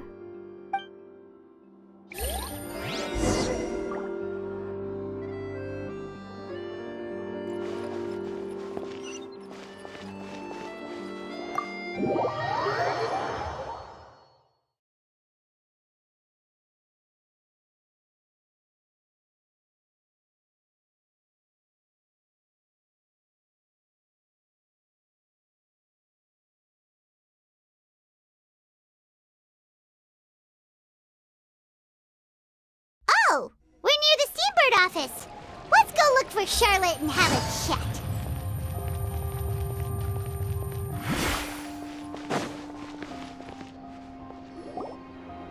Wow! If it isn't the Traveler and Paimon! Oh, have you... Ha! You've got some nerve! You just used us to make some quick Mora! Oh, you needn't worry about that. I heard that you were in Poisson some time back, so I sent you a letter to discuss just that. It appears you didn't... It's all right, though. I've set aside... Really? You're almost a little too easy to win over, Paimon. If I were a journalist with ulterior motives, you'd be in trouble now, you know. Oh, Paimon knows you're not like that. Still, what brings you here all of a sudden? A friend of ours met you a while back, and when she mentioned it, we thought of coming to see you. Ah, so you know Miss Mona as well. She's a guest columnist for our paper. Really good one, too. She's so she mentioned me? What did she say? She said that you're a real daredevil of a journalist. Nice. In which case, can this daredevil journalist dare to request an exclusive interview with the legendary Traveler? Huh? So you're... Oh, of course it doesn't. That was more like live photography. What I'd like to do is dive deeper and ask you to talk about the things you've seen and experienced. Yeah, are we even qualified enough? Why not? If I say you're worth an interview, then you're worth it. But not right now, of course. I'll need a few days to prepare. Oh, in that case, we'll just chat when you have the time then?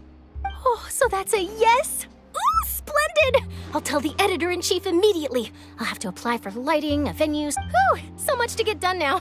Talk to you later. Wait, Charlotte, Paimon's still got a question for you. And what's that? If, just for example, Fontaine were to... Huh, that's the prophecy you're talking about, isn't it? I mean, I do hear about it often, but if you're seriously asking, then I might try and think of a way to leave Fontaine. Oh, but I'm still a journalist first and foremost.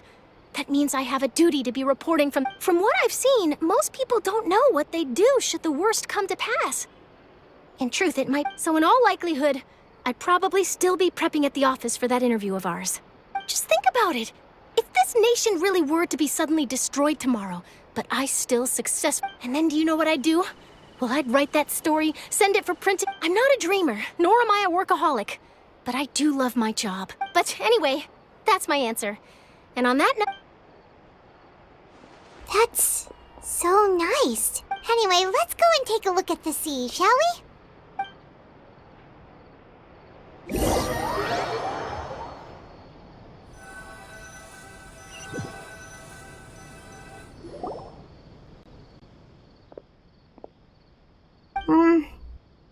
Paimon's been thinking. If it wasn't Fontaine, but all of Tevat, that would be... No, Paimon should ask if you could choose. We've always been moving to the next You mean, still travel? Huh.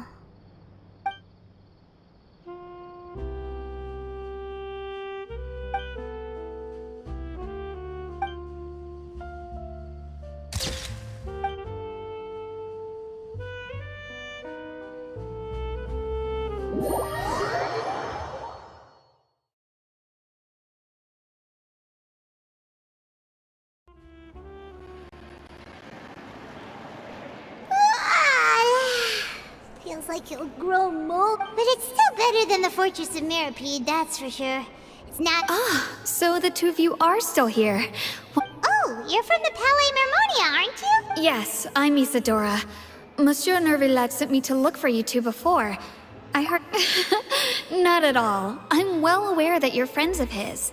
Actually, yes, inside the Opera House. The Maréchaux say... A riot?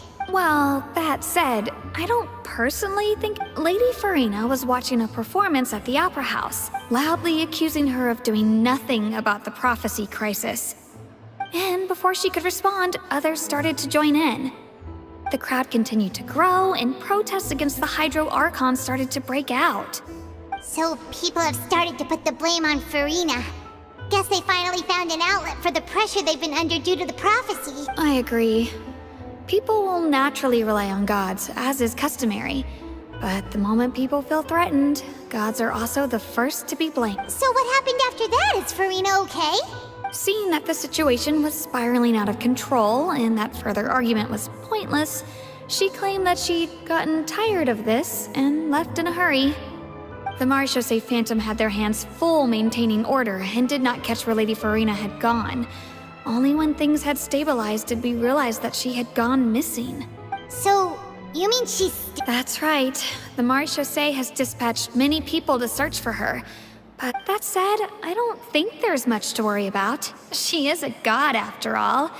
Even if she were to fall into the hands of rioters, what could ordinary people do to her? Good.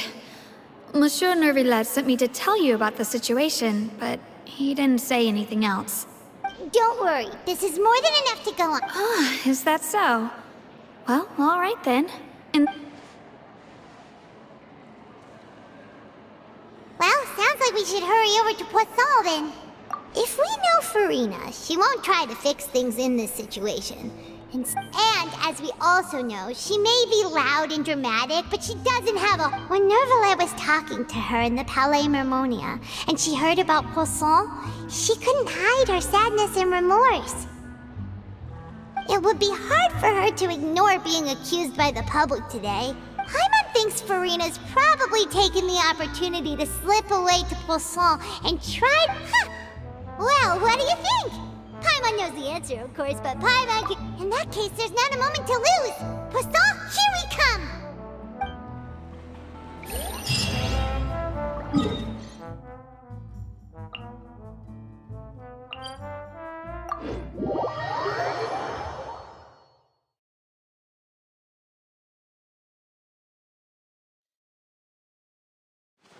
This place looks deserted. Guess all the survivors must have evacuated already.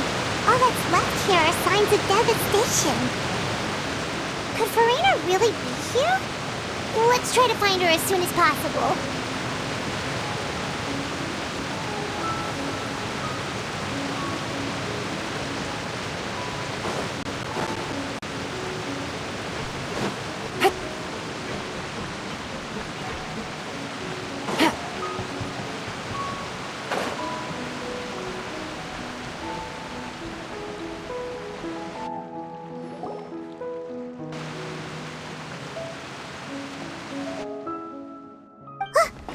Farina, right over there!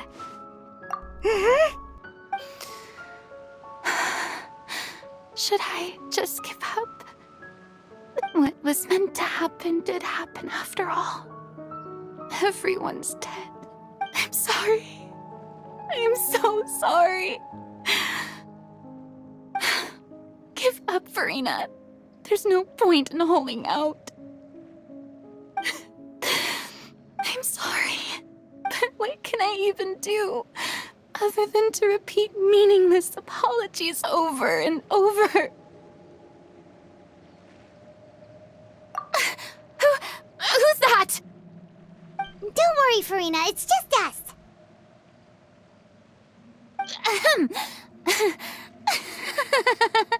So it is you, blonde traveler from another land. Why, I almost thought you were someone from that mob of my ignorant subjects. Come to kneel and beg for my forgiveness. Farina, you were crying just now, weren't you? The tear stains on your face are obvious. What do you mean, tear stains? Oh, I remember. The show at the Opera House earlier this morning was so moving. I'm still trying to process it.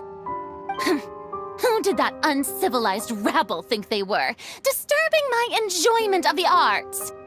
They even dare to tout their Archon! I must teach them a lesson. Oh, and I'm sure Nouvellette and those people from the Maréchaussée Phantom are freaking out right next to them, too!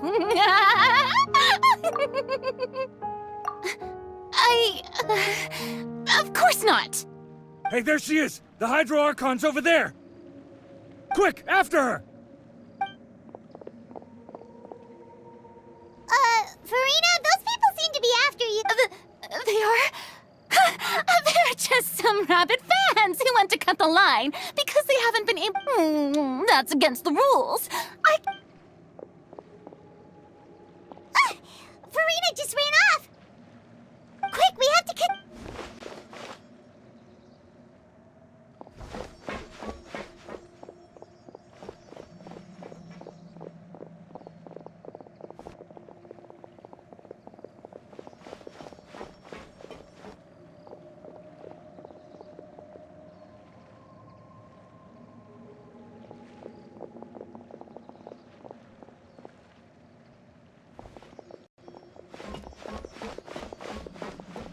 This should be the place, right? Hey, Farina! There's a good hiding spot over here. Quick, come to Paimon before the rest of them... What? Hurry, they're almost here! Fine. I suppose haste is warranted.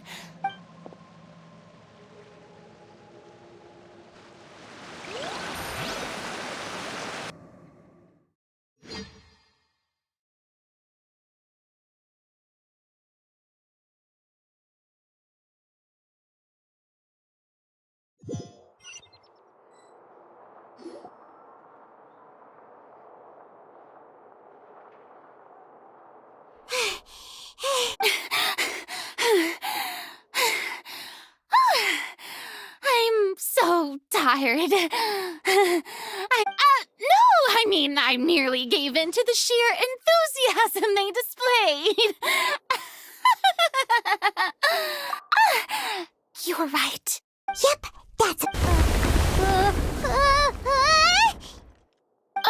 What's happening? The ground... Yeah, a quake of this kind preceded the flooding in Poisson, didn't it? It can't be. It's happening again. Well, there's no need to worry too much about that. Nouvellette's made some emergency plans, so the evacuation should go along. Yeah, I hope you're right. But the people of Poisson, they've already...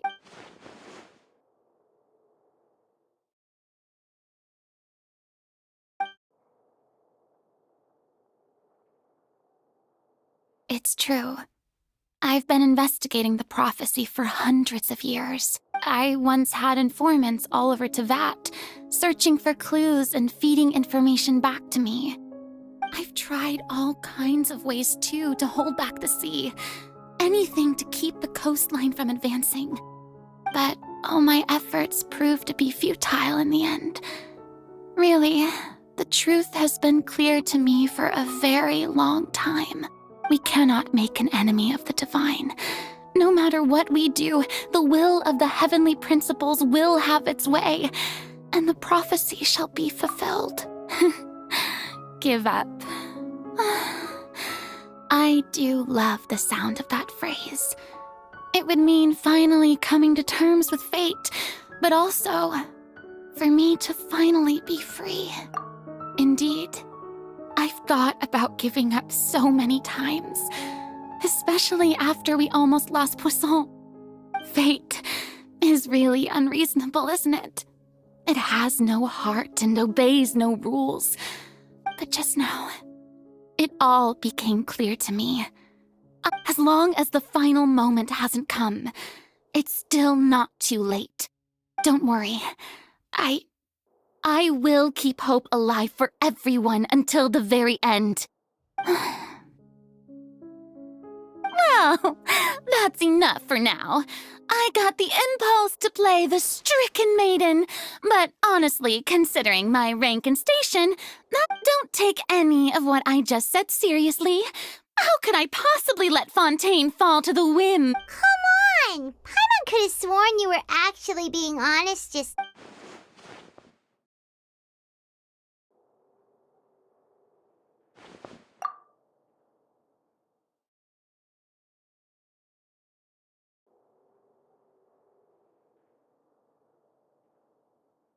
share my burden. That's impossible. It was fated right from the start that this would be my duty alone.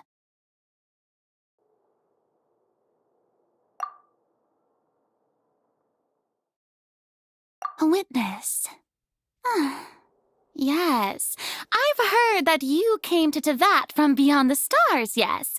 In other words, you never belonged here. And if Tevat is, in its entirety, a show on a stage, then you're just a spectator, aren't you? If that's the case...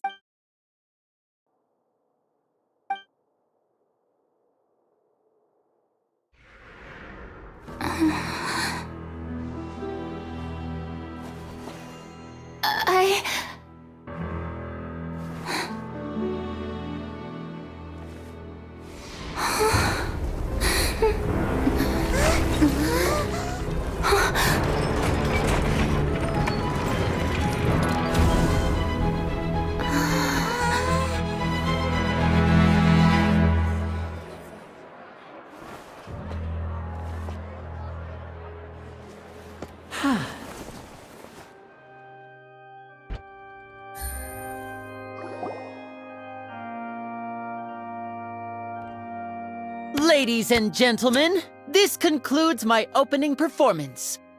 Now, without further ado, we may proceed to the trial of our god. So this is what it is. Yes, do not forget, however, that I am Fosalor, the god of justice, the embodiment of justice itself. Does it not— May I interpret these words as your refusal to stand trial? In that case, you will have the opportunity to defend your honor through a duel. You would draw your blade against a god? I see. It seems like you have made up your mind.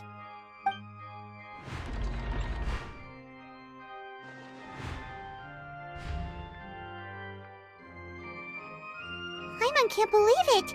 She just surrendered. What the heck is going on? Did I just see an Archon surrender to a human? Wow, how utterly humiliating. Lady Farina, what is the meaning of this? Shh! It would seem that there has been a misunderstanding.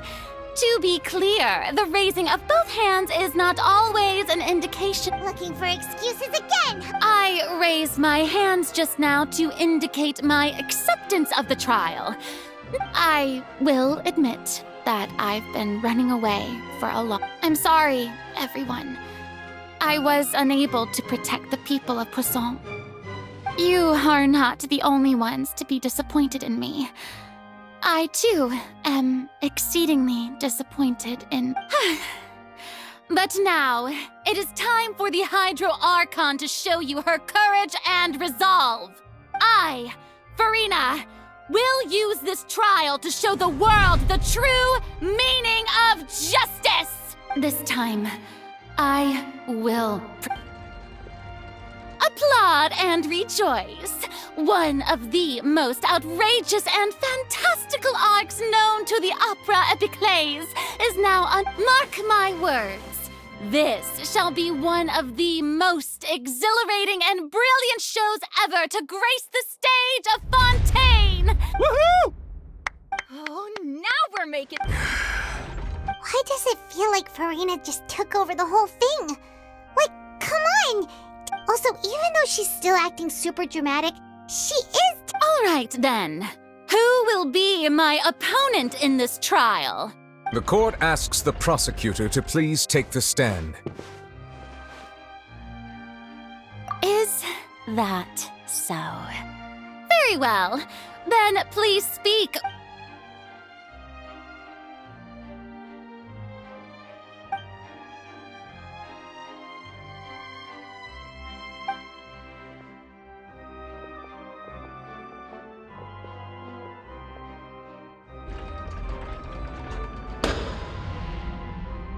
Also, please allow me to ask, as a final question, just how much work did you do to force me onto this stage? Well, we did do a lot of prep after the meeting that day.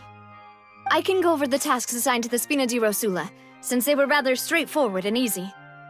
Navia, the president of the Spina di Rosula. Most of the people who participated in the disturbance this morning were my subordinates. They changed into plain clothes and came to the Opera House as regular audience members, waiting for the perfect opportunity to incite insurrection against you. The people's resentment against their Archon has been building as more and more of the prophecy is fulfilled. A spark, moreover, according to our understanding and analysis of you, when something like that occurred, you would likely flee the scene and head to Poisson by yourself. So, we arranged for a second group to So, you mean... the ones who scoured the settlement for me were also from the... And their goal was to force you to step into the giant magic box so you may personally participate in the... That's right. That house was a magic box, rather than someone's residence. As the super ultimate version of the setup that I used when I first performed at the Opera Epiclese, the volume of the box was increased by a whole order of magnitude, and the distance it traversed was the entire gap between Poisson and was an Archon instead of a human. My thanks, Farina. Without your help, we could never have pulled off such an You're welcome? Of course, this performance was only made possible with Father's support. The House of the Hearth spent a massive amount of labor in Mora to pull this off. We had to select a location, construct the giant magic box, dig a tunnel, and open up a path through the water. It was a lot of... So, in other words, the earthquake that we felt within the giant magic... That's right. It wasn't a sign of another disaster to come. Then, I can guess Nervilette and Cloran's parts. You gathered a crowd, prepared a stage, and made sure that the champion duelist would be immediately ready for a fight. Also that as soon as I appeared on the stage... Yes, that is correct. Well, Clorand, I must commend you for your courage. Only the most outstanding champion duelist in all of Fontaine would accept... Thank you. As for you, Traveler, I suppose your role was to keep me distracted. You'd make sure that I didn't notice anything amiss before revealing yourself as my prosecutor once we'd arrived onto the stage. Oh?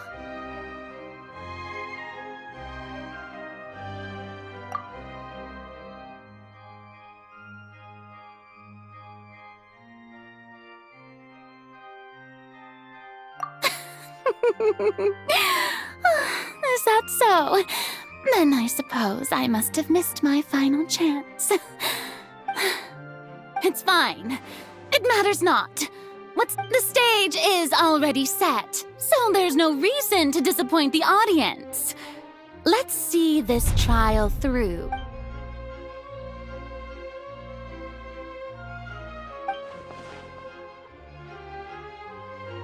Madam Prosecutor, please allow me to pass this along.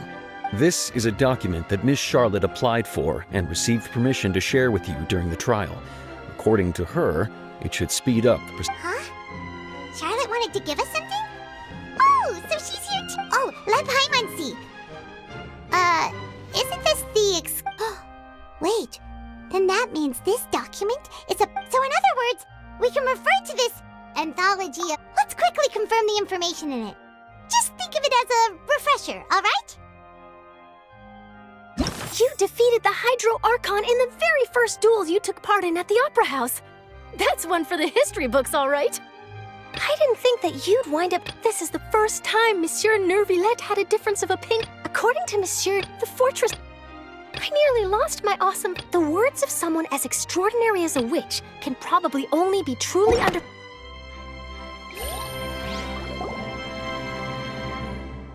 The prosecution and the defense are both in position. The trial shall now begin. Oh, come on, Nervilette. There's no need to repeat all the... Just fast forward to the part where the prosecution lays out my offenses. as the defendant and the lead actress of this performance, of course, it is only natural for humans to struggle to understand the actions of a... That's true, but my charge here is unrelated to your conduct instead. I would like to charge you as a fraud who's never been the Archon in the first place. Wait, what was that? Lady Farina's a fraud? Hey, I came here thinking that we were going to try the Hydro Archon for forsaking her duty, but... Charge accepted. Lady Farina, do you plead guilty to the charge? Lady Farina. I plead not guilty. How can I be guilty? There is no way that I, Focalor, otherwise known as Farina de Fontaine, a member of the Seven and the Regina of all waters, kindreds, peoples, and laws of Fontaine, could be anything— Yeah, even though Lady Farina can be rather eccentric, isn't it going too far to— Yeah, I've never questioned her identity either. Sure. I have cause to believe that common sense will prevail in this case. Many of the members of the audience have known me as the Hydro Archon ever since the— See? Even the Oratrice has decided to show me its favor. If you wish to drop the case, I can promise you as the God of Justice that you will not have to face trial for making— An argument with near impossible odds, huh?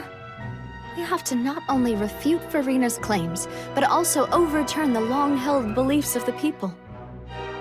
Well, I tried to give you the chance to surrender. If you must persist, then let me ask.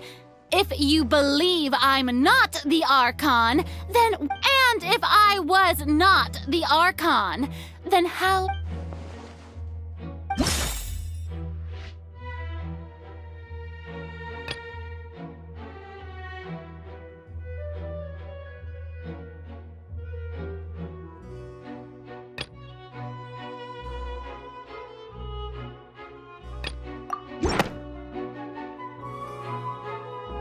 First of all, you may be a member of another long-lived race, which would allow you to naturally possess an extended lifespan. And Who gave you that idea? Was it the knave? You'd sink so low as to use a harbinger's words against me. A curse? I once thought it possible that the aura of an Archon might naturally resemble a type of curse.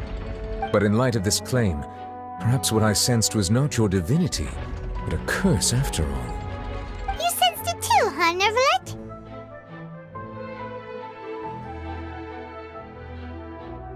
Lady Farina is actually a human? Well, it is true that it's extremely difficult to tell humans and gods apart just by looking at them.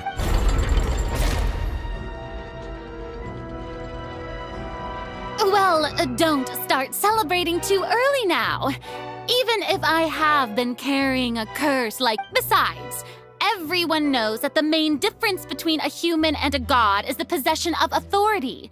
Gods can do what humans cannot. That's why they're worshipped as gods. For centuries, manifestations of my authority have served the nation of Fontaine. One need only to turn their eyes towards the Oratrice Mécanique d'Analyse Cardinal in this very opera house, or consider the endemnitium that is used in every aspect of life.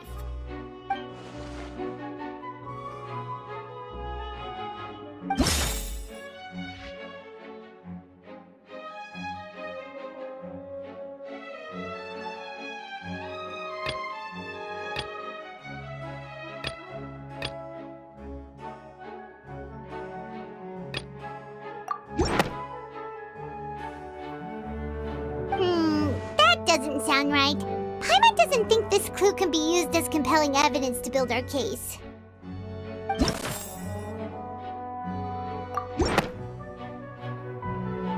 You tried to reference the Oratrice, but weren't you as confused as all the rest of us when the Oratrice declared Child to be guilty without any proof? Otherwise, you should have come up with a good explanation for that by now. Didn't I make myself clear at the time? The decisions of the gods are naturally difficult for humans to comprehend. There is no need to provide an explanation. Lady Farina, I believe a reminder of your current circumstances is in order. While the court is in session, the principles of justice and the law must come before all else. While you will prove yourself unable to defend against the prosecution's charges if you continue to withhold vital information against the rules of the court. I never thought you'd use that kind of rhetoric against me. That was no trick of rhetoric, Lady Farina. I've merely reiterated the rules of the court. Rules that all should respect and... So, you neither knew why Child was declared guilty, nor did you understand the structure and operations of the Oratrice. Instead of having been created by you, the manifestations of authority you mentioned have been made by the real Hydro Archon, haven't they? The real Hydro Archon? Well, now you're really losing me. It is true that I did not know why the Oratrice gave out a guilty verdict that day. But the Oratrice handed out that verdict unilaterally, and it has been operating independently ever since it was first created. You can't argue that just because a divine creation is flawed, that the god behind it must also be no god. She's still throwing out all kinds of excuses. Seems like she's confident that we won't be able to produce proof that she has no power over the Oratrice. My power as an Archon. There are many ordinary citizens in the audience. How can I just care? If that poses a concern, I'm prepared to extend my protection to the audience. You don't need to go that far.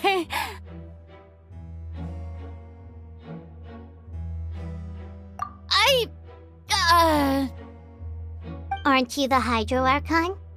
Or is it that you can't even wield the power of Hydro, much less the authority of a god? Indemnitium! Yes! It's all because of Indemnitium! All Archons derive their power from the faith of the people, and I've converted the people's faith in justice into Indemnitium! Thus did I give up all of my divine power to provide everyone with energy for their daily lives. Have you ever seen a more magnanimous god? Isn't that a huge stretch? Yeah, no matter how generous an Archon can be, how could they give up all their power? Can a god with no power even still be called a god? It seems like nobody's buying Farina's... Hey, come now, everyone! Please don't stare at me as if I was a liar! I'm still the same Farina you knew, right? The one that you loved! Please, you've got to believe me. If what the prosecutor said is true, she really has committed a grave offense. Did she deceive all of us? And all of our parents and grandparents too? And all of our ancestors? Enough! That's enough. Tell me then, if I'm not the real Hydro Archon, then who is? If you have no evidence of another Hydro Archon's existence, nor can you find anyone who can back up their claim to be such, then what grounds have you to say that I'm not actually the real deal? Wow, she came up with yet another argument.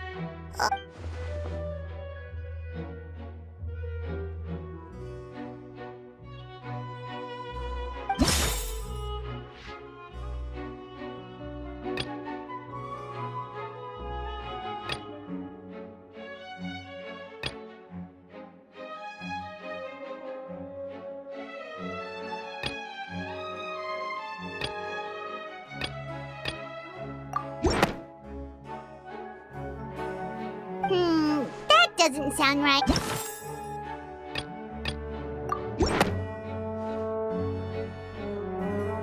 It has been established that all Fontanians can dissolve in water from the primordial... Since you insist on claiming to be a god and not a human, then there's a method that you can use right here and now to eliminate all suspicions of you being the... Miss Navia, please apply to serve as a temporary attorney for the prosecution before addressing the court.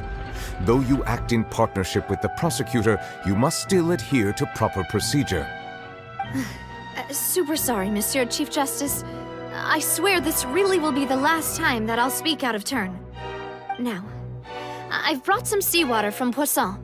As everyone knows, a massive flood struck the area not long ago, including those of... So, Miss Farina, would you dare to touch some of the seawater? If we are to believe that you are indeed the real Hydro Archon, touching the seawater would have no effect on you. All it should do is strengthen your case. But if you don't dare to touch it, then we would have basically proved the reverse.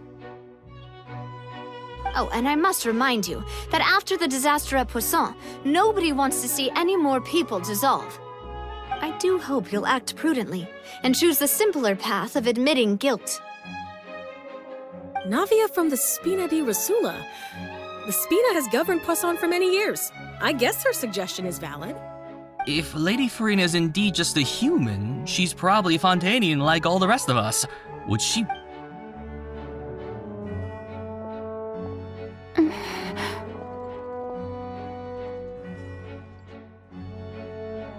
Lady Farina, this test has been unilaterally proposed by the prosecution. As it falls outside the realm of standard court proceedings, you possess the right to decline participation. Well, of course he had to tell her that. But refusing to participate is basically the same as a confession of guilt. She's just staring at the water without saying a single word. It really does seem like she's quite terrified of it. What's going on? Is she really planning to... That's not what we thought she would... Due to the inherent risk of the test, Lady Farina, you may... Hey!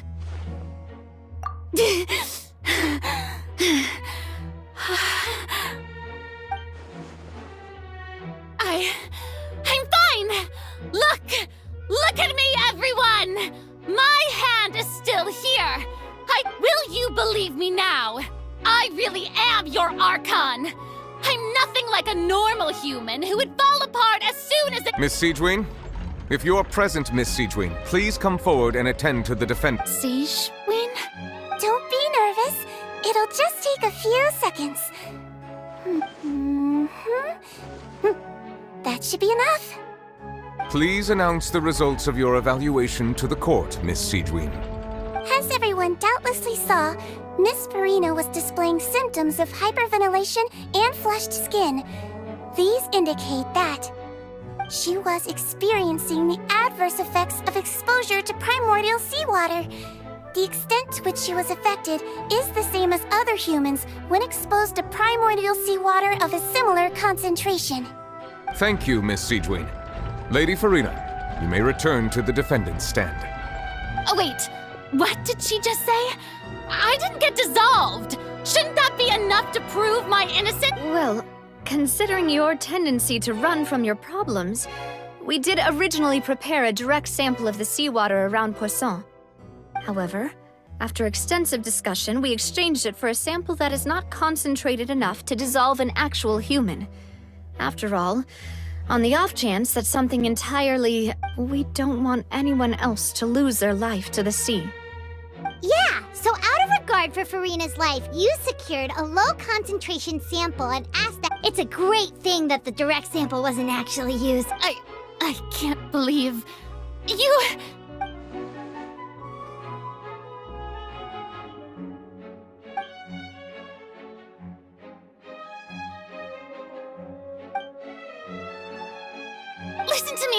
Listen to me, everyone! Please don't give me such cold and disdainful look! Think about it! How can you conclusively prove that an Archon can't? Also, if I was really just a human, why would I dare to just put my hand in that kind of...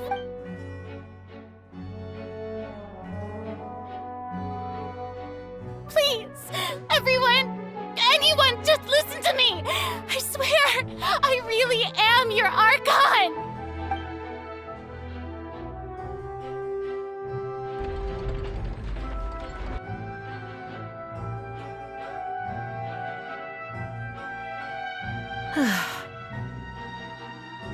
I don't think anything she says at this point will sway anyone. The odds are just too stacked against her now. With all the things that have been said, Paimon doesn't think there's any way left for Farina to— I believe the time for arguments and presentation of evidence has come to an end.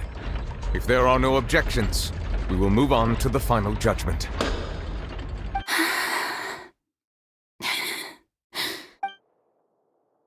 I don't think anything she says at this point will sway her to just stacked against her now.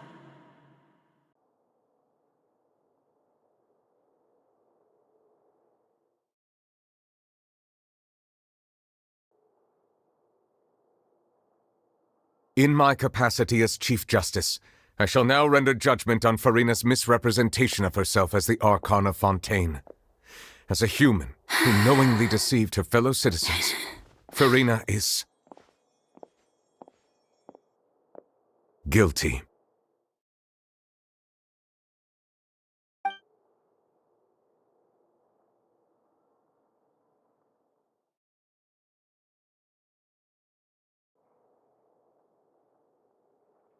We shall now turn to the Oratrice Mécanique d'Analyse Cardinale to render the final verdict on the charges.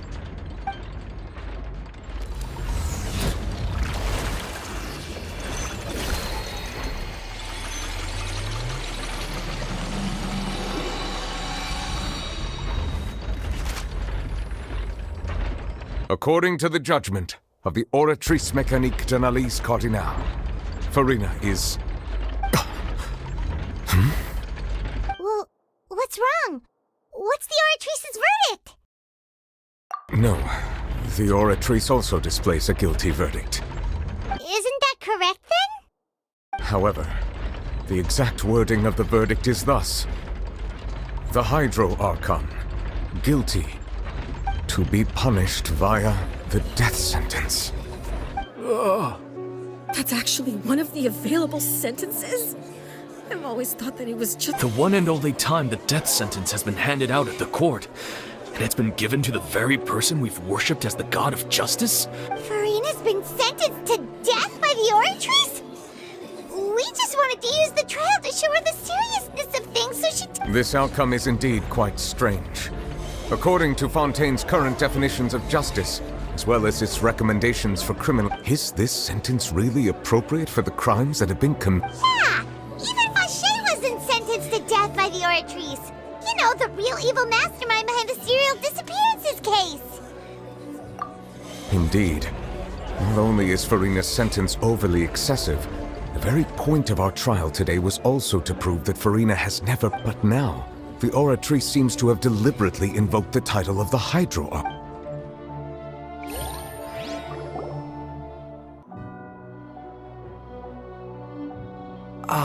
Excuse me, if I may interrupt. Is the trial still going? Fremine!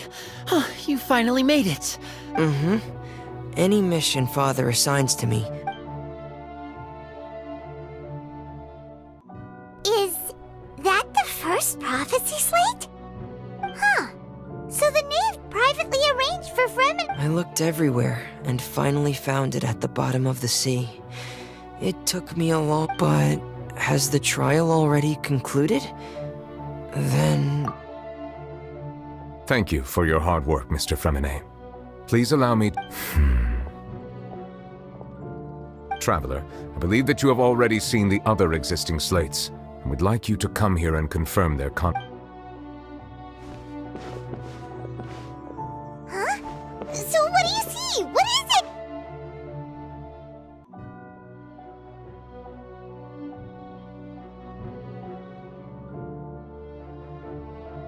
I believe I've now made sense of the Hydro Archon's crime. It has to do with Fontaine's lost history. Huh? So when you say Hydro Archon, do you mean the real Hydro Archon we've been kinda talking about? In truth, everything that you've encountered in Fontaine up until this point can be traced back to the contents of these stone slates. However, I'm uncertain as to how much sense they currently make to you. Okay, let's try to recall the contents of the other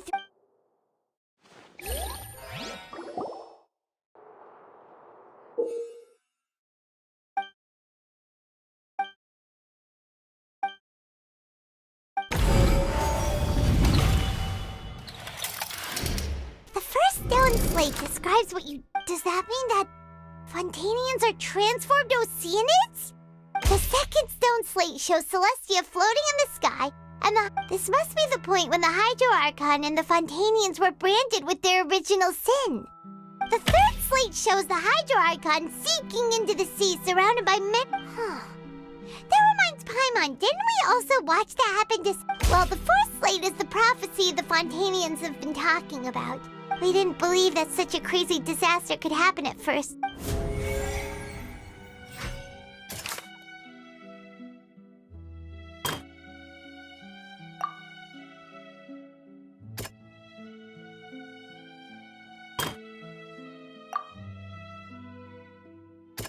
That doesn't sound quite right. That doesn't...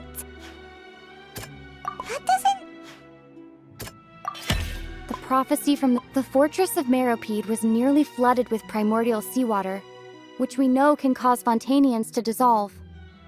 It seemed if we hadn't dealt with it in time, things could have gone very badly.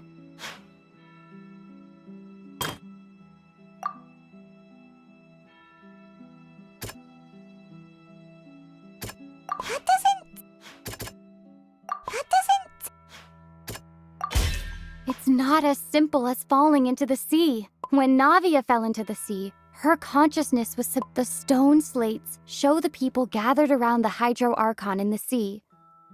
Could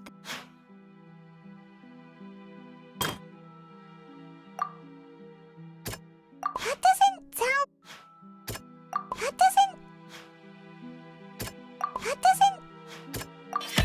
Perhaps what is about to take place has all happened before. And the original sin cast down on the people of Fontaine by Celestia, as recorded on the stone slates.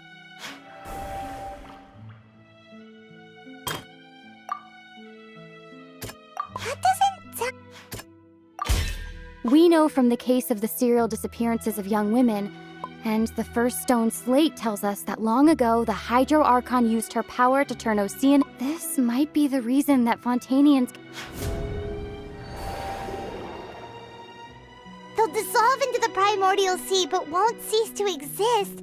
Their essence will flow in the seawater. The Hydro Archon was sentenced to death in court, shocking everyone present. Navia fell into the water inside those ruins, and she nearly dissolved. She was surrounded by the people of Poisson in a court within her The eruption of the primordial sea at the fortress of Meropide was the surest sign that the prophecy was... The prophecy's contents can all be verified by recent events. If we combine what we know together, loads of truth...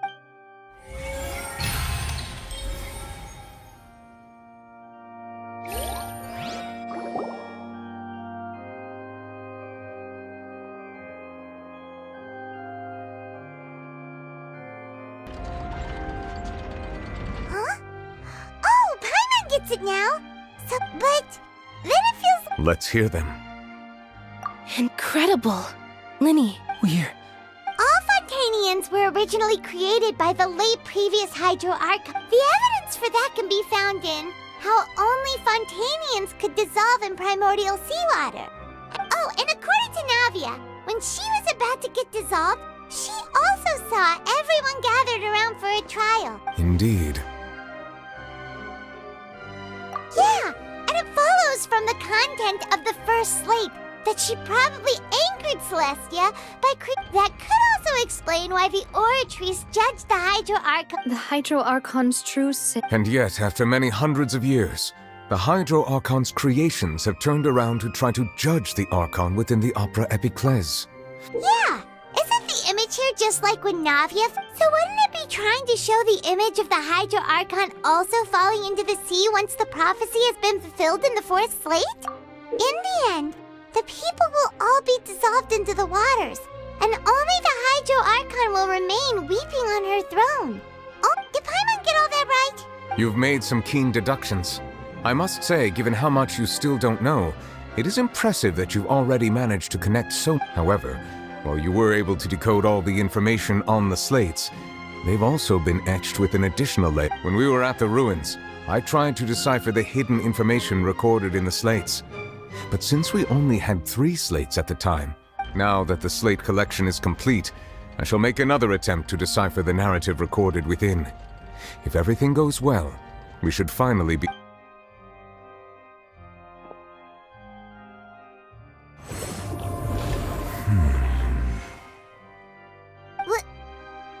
I believe I should share this truth not only with you, but with all the people of Fontaine as well. I will try to brief your hypotheses regarding the origin of Fontanians and the sin of the Hydro. In the Fontaine of old, the previous Hydro Archon sensed the yearning of her Oceanid familiars for life on land.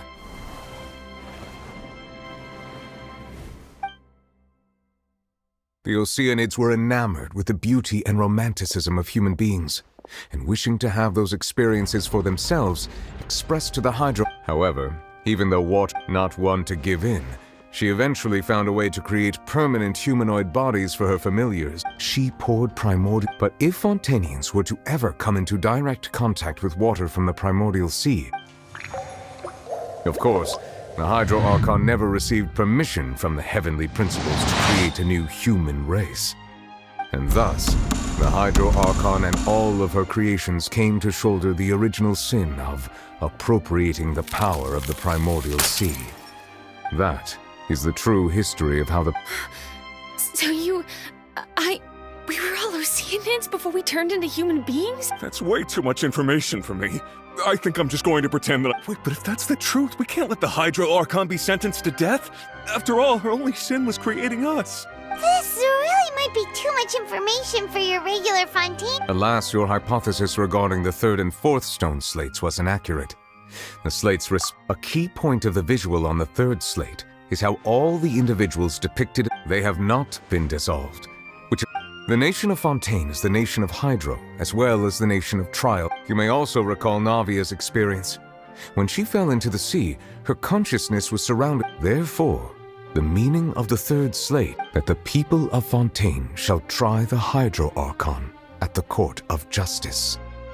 Yes, it refers to our present situation. I think I'm following now.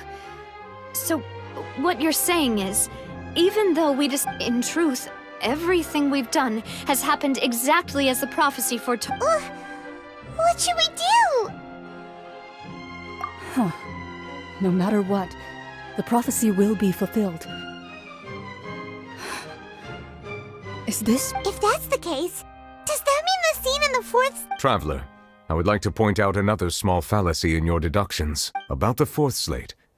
You probably thought that the eruption of primordial seawater beneath the fortress of Meropide served as the surest sign that the prophecy was about to... However, I believe that rather than being a sure sign, that eruption could in fact only be a small... As for the root cause of the catastrophe, I believe you've already...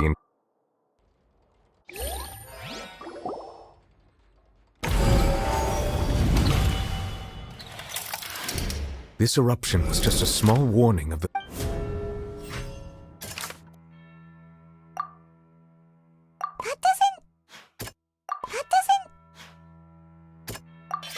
It was both dream... If we're talking about a true culprit, that could only be that thing inside the primordial... The truth, the original sin...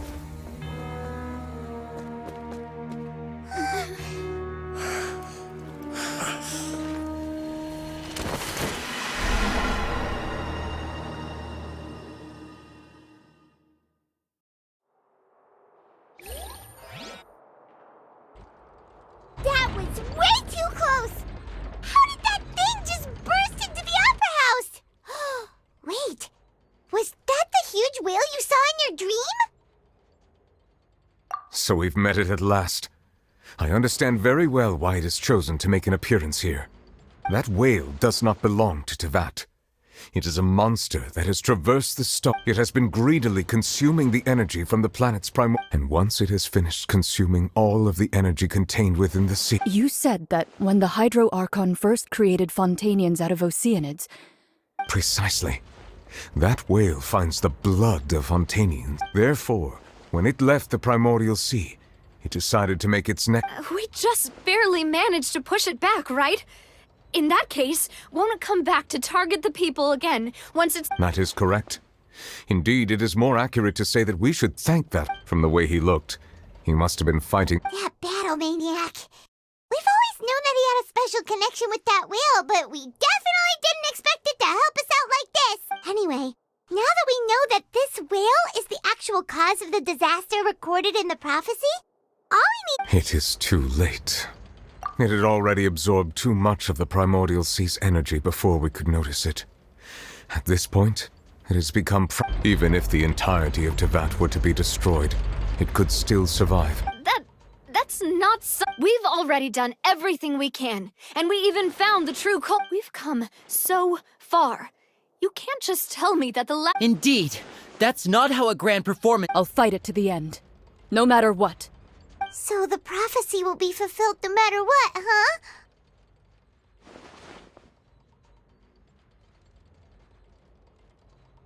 The prophecy. Yes, what has been prophesied will be fulfilled. You may view such things as the history of the future.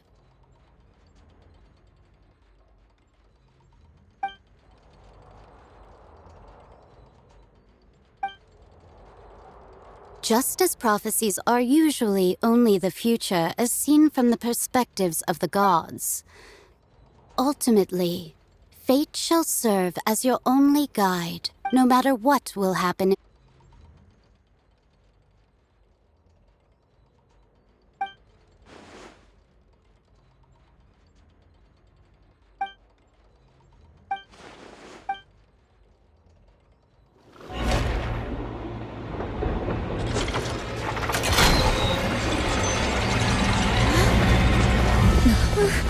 What's happening with the oratories? I believe it is preparing to carry out the death sentence.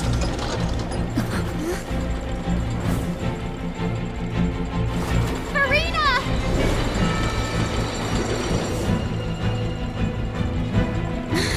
No, I still need answers.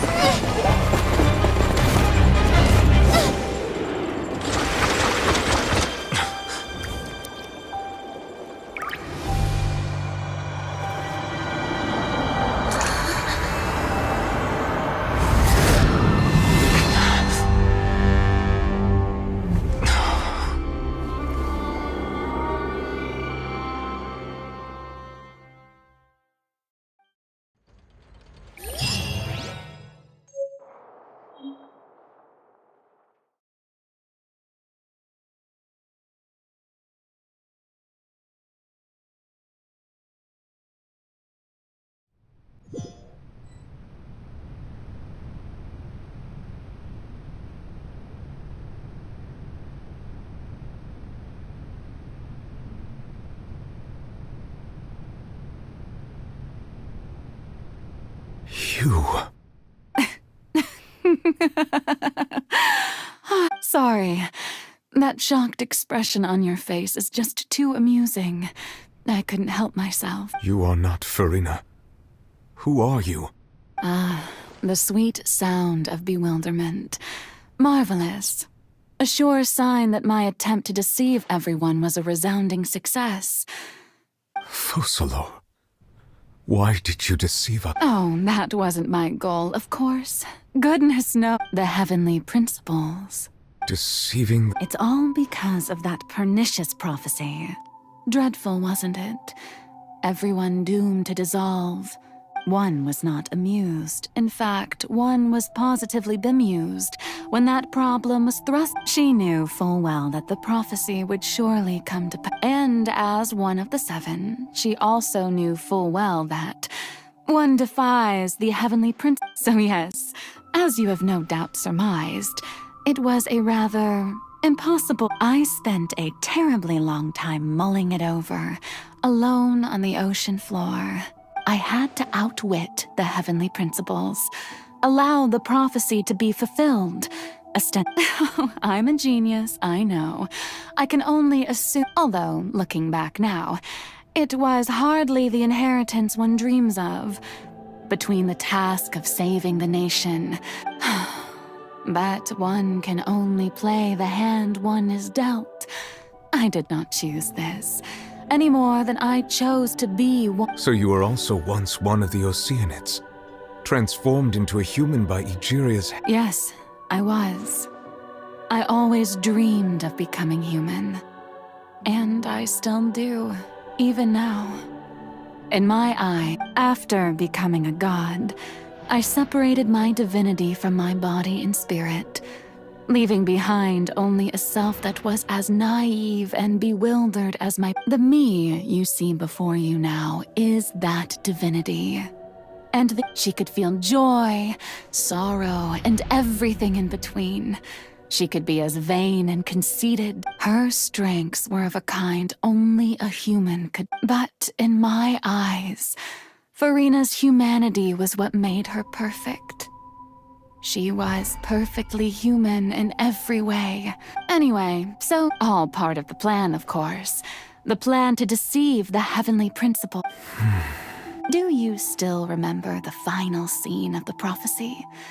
The Hydra... In order that the prophecy might appear fulfilled, I invited Furina to be an actress, to play the part under the curse I placed on her. So long as I, Focalor's divinity, continued to exist, she could not die. But nor was she free to live her life in the pursuit of happiness.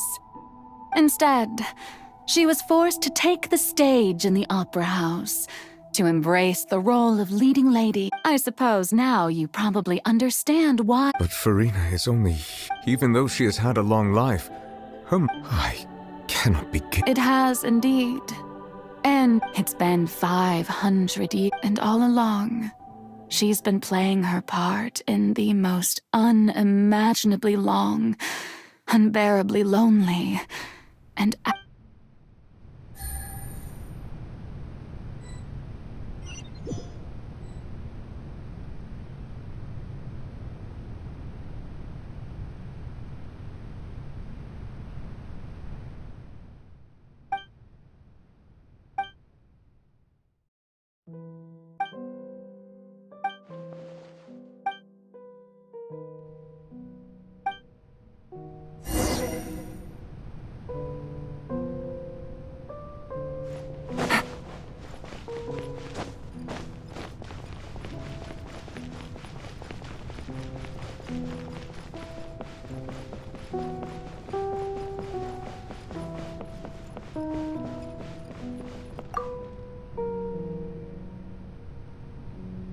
Oh? Who permitted you to come onto the stage? Now, I understand your admiration for my august self, but... All right. It is not my intent to reprimand you. There is no need to state your name. Just be I am Focalor. The eyes of countless Fontanians are upon me. I must, at all times...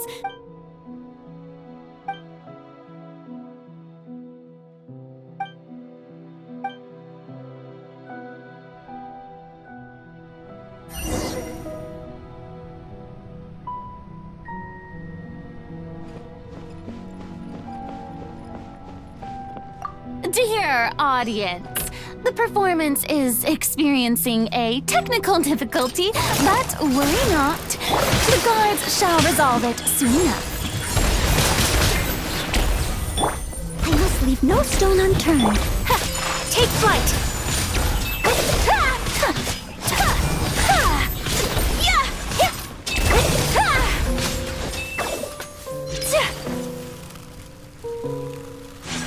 Hey! What gives? The audience is still watching me, you know. Guards? Wait, where are the guards? Guards!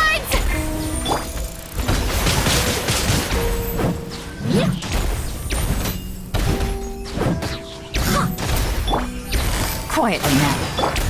My apologies.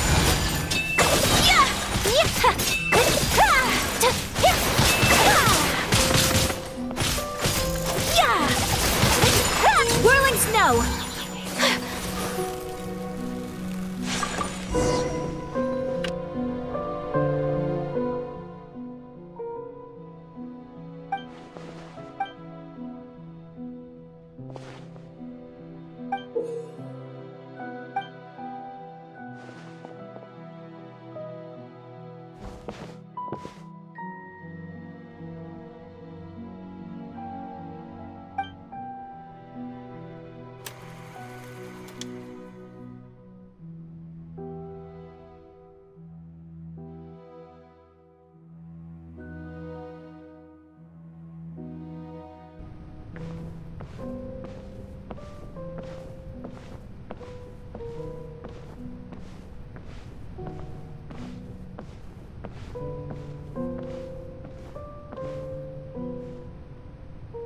Farina. Huh? Who's that? Who's calling me? Where? Be not nervous. Be not afraid. I am. Wait a moment. You're mirror me? How can... Mirror you, huh? You know what? Mirror me. What do you... The prophecy. What prophecy? Wait. I know. I think the people will all be dissolved into the waters, and only the Hydro Archon will remain. Oh, very good. What's going on? I can't... Yes. But doesn't that mean everyone... Oh, don't worry. I will tell you how to save everyone. Oh. As for... But if there were scale... I suppose this would also be... Huh? Don't worry. It's nothing. Listen well. Fontaine has just lost its Hydro Archon. I need you to play... Play as... a god? That's right. You must begin a never-ending masquerade. You must never let anyone suspect. If you can keep it up, then I shall have my way of defying this prophecy. But should your identity be revealed, But how will I do this? A human assuming the role of a god without being exposed. Don't worry. What you must do is not to turn yourself into a real god. Being a human yourself, I'm sure you already know what such... Remember, your true challenge will not be pursuing I'm still not sure I understand, but... So, how long am I going to have to play this role? To accomplish this mission, you will have to stay on the stage for... But I promise you... A trial, huh?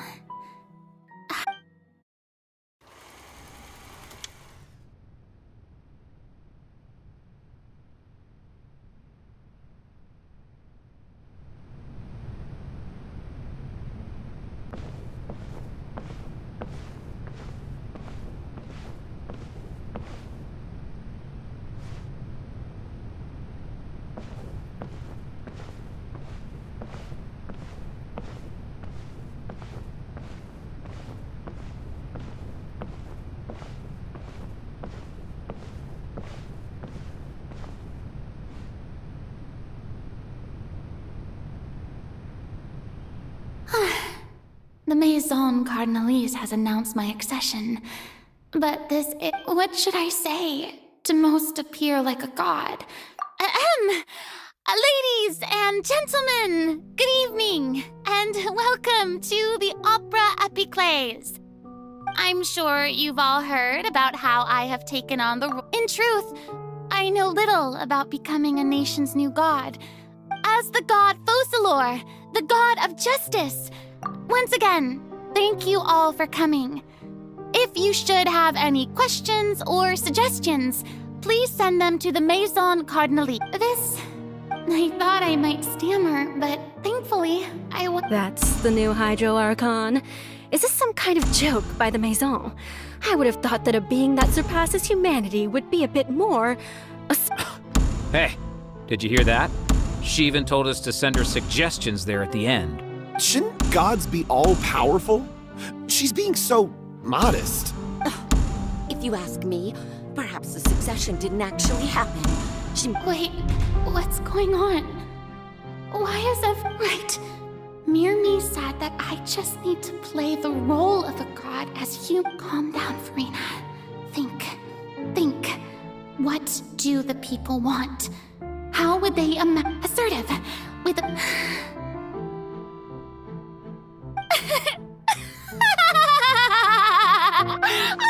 Oh, very good, my people.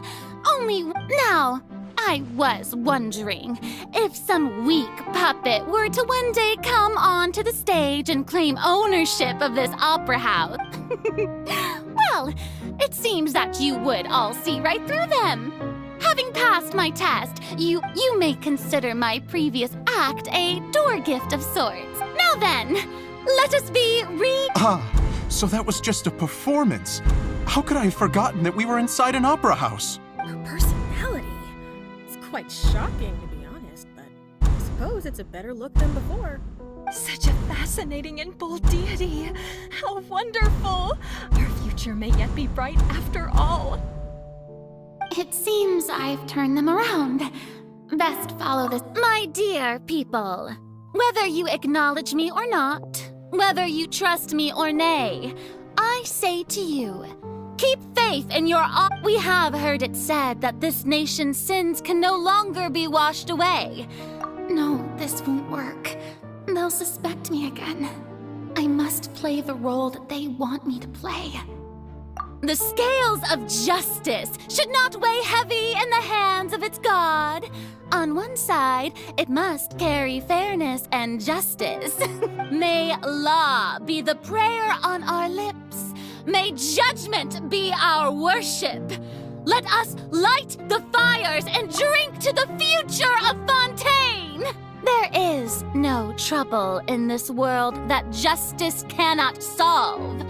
All that is needed is for you, my people, to believe in it, heart and soul. So long as I, the Archon Focalor, stand within the Opera Epiclese, so long as I stand before the Oratrice,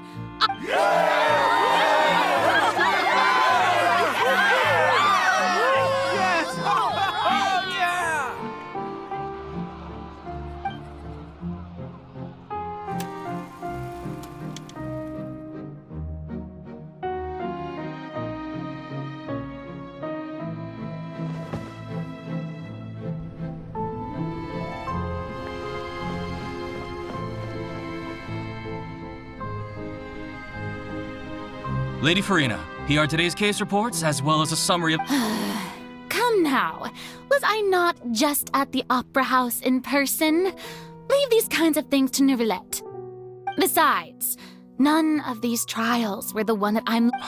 if I may be so impertinent, what kind of trial are you truly looking... A magnificent, dramatic, and wondrous trial. A trial to end all things. How could you hope to understand? That's true, I fear I lack the ability to grasp your divine thought, Lady Archon. No need for fright, and do not take what I said before too seriously. Go now.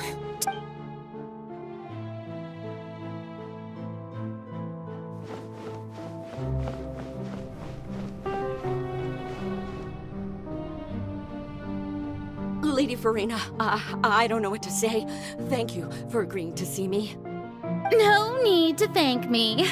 Or rather, thank your own sense of perseverance. Oh, I'm afraid that's just... All right. Deoteria, You remembered me, and you knew of my family, too. He is doing much better now. In fact, he is far more... Oh, good. Very good. You're such a gentle and wise...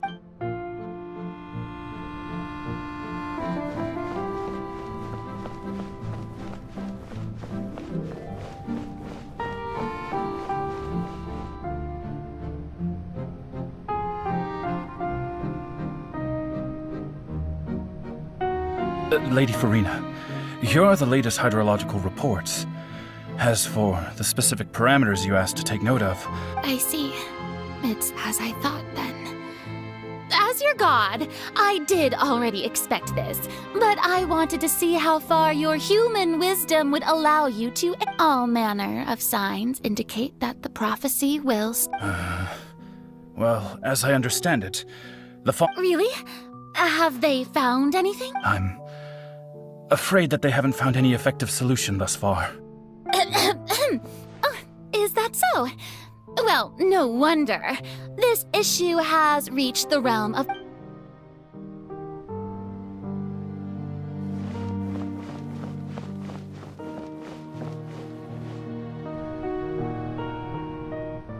The day is finally over. But it's good to see that everything's getting on track. Maybe this is fine. I just need... Alright.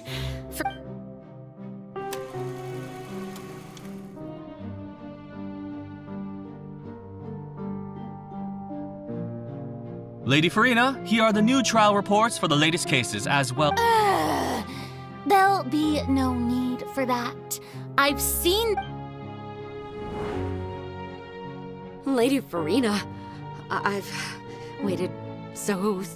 Indeed, my dear, loyal citizen. This... Lady Farina, we're detecting significant hydrological anomalies near Poisson. Understood. Keep monitoring. Keep me informed should anything come up at the Institute.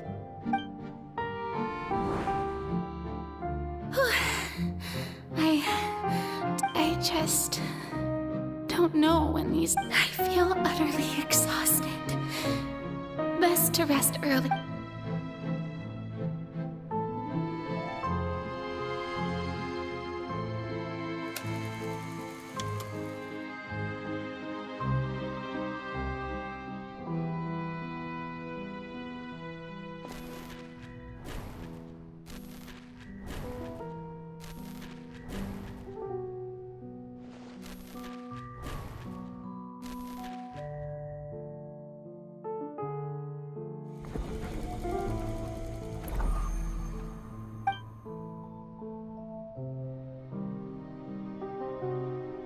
Lady Farina, it's like a dream. I've heard that the first member of our family who was honored to receive an audience with you was Madame Deoteria.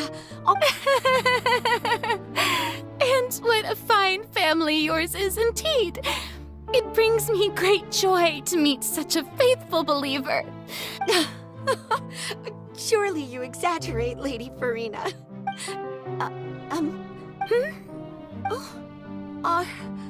Are you crying?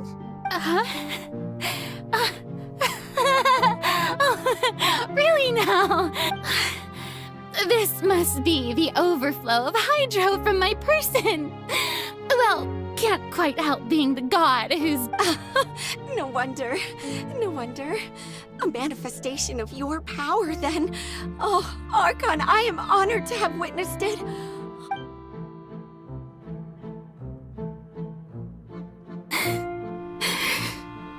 So interminable. Hundreds of years must have passed by now. Perhaps I never imagined. Have I reached my limit? I want to tell someone, anyone, about that. I have conducted so many investigations across the centuries. All I can do is keep heart. I must maintain this.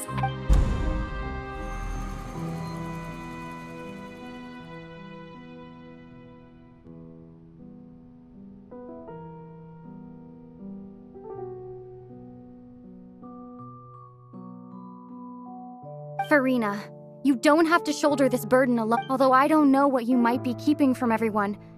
Your people are more...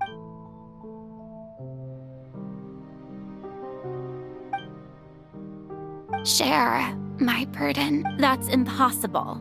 It was fated right from the start that this... But even if your burden doesn't need to be shared, you can just share it with a witness. And if Tevat is in... She's right. I could confide in her, but if things don't play out as expected... No, Farina, you shouldn't be... But what if it's real, Farina? You've worked so hard for so... Is it such an outrageous thing to do anyway? If you let this opportunity, think about it. Long and hard.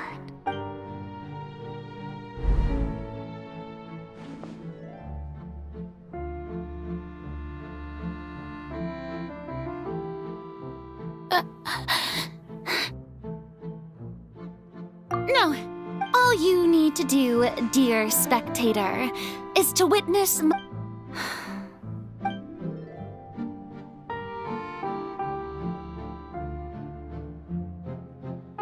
Fine.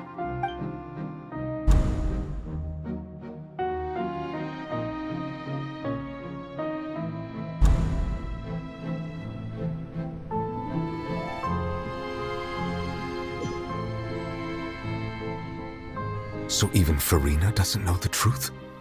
You've never once let her in on the full... Yes, it had to be done. To deceive the heavenly principles, you must first deceive... She did very well. If she had let her resolve falter even once in these 5 centuries, Fontaine would have been doomed. It seems that trusting humanity was the right decision. I believe that I understand how your deception works, but that is only half the truth. How would you build on this foundation to save the people of Fontaine? That is the most important thing. Ah, good. Of course, the Iudex of Fontaine has pinpointed the crux of the issue. I'm sure you've long sensed that the Oratrice is no simple machine, yes? I've always suspected that it had its own consciousness. And Lenny did mention that he heard a human voice within the core chamber. It now seems that that person was you, hidden within the machine all along. And then I became one with the Oratrice, taking Fontaine's gnosis with me. Yes, it would seem so, wouldn't it? Alas, your understanding of this device still lacks sufficient depth. In truth, it is no enactor of justice. It is, in fact, a device created to kill the god of justice. I beg your pardon? Oh, you have it. And to be more precise, not only will the Oratrice take down the god of justice... I mean, did you think I would be the sort to enjoy peaceful repose? My work over these last 500 years has been to constantly accumulate indemnitium within the Oratrice. But really, some have already discovered that only a small fraction of the energy generated by the device was ever used to provide power. The vast majority had to be. It was all a part of your plan then? Both the trial and... Indeed.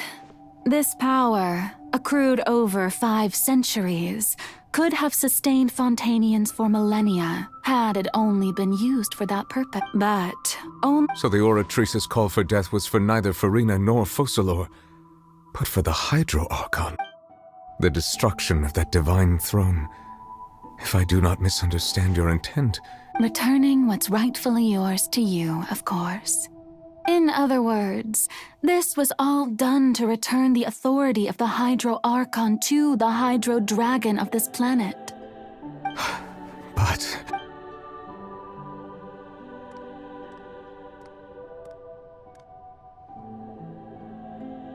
Oh, what? Getting sad again, are we? The authority of the ancient dragons shall soon be yours once more, O Hydro Dragon Sovereign. And this is the face you make. All you've done throughout the years is just so you can sacrifice yourself at the very end. I've never quite seen it that way, you know. Even now, I'm quite pleased at how well my deception worked.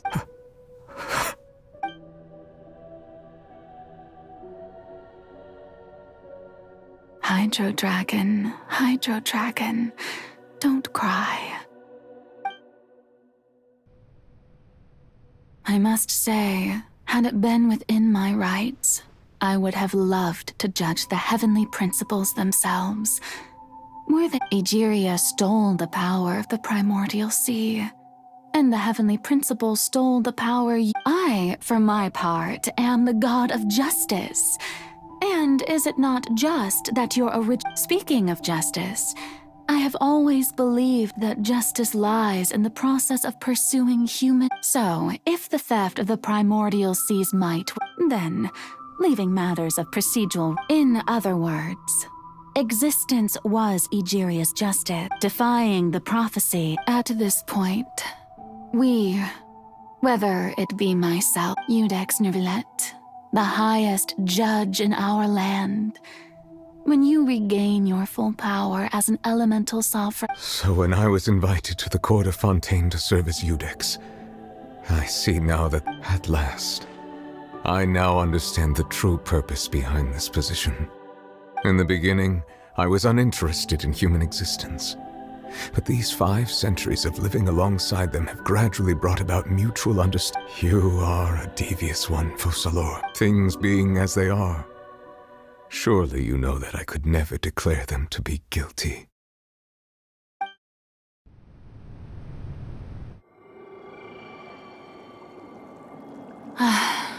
The hour of my execution is almost here.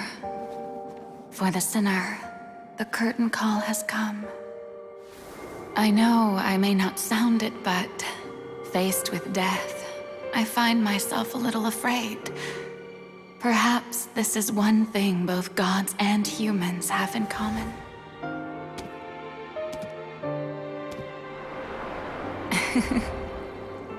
Farewell, Nervillet. I hope you've enjoyed the part you played these 500 years.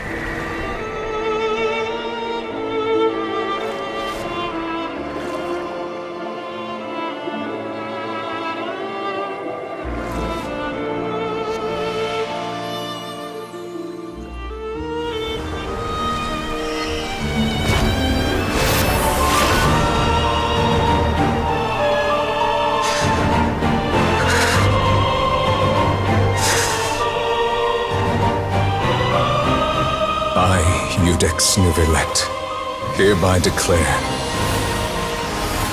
people of Fontaine, your sins are forgiven.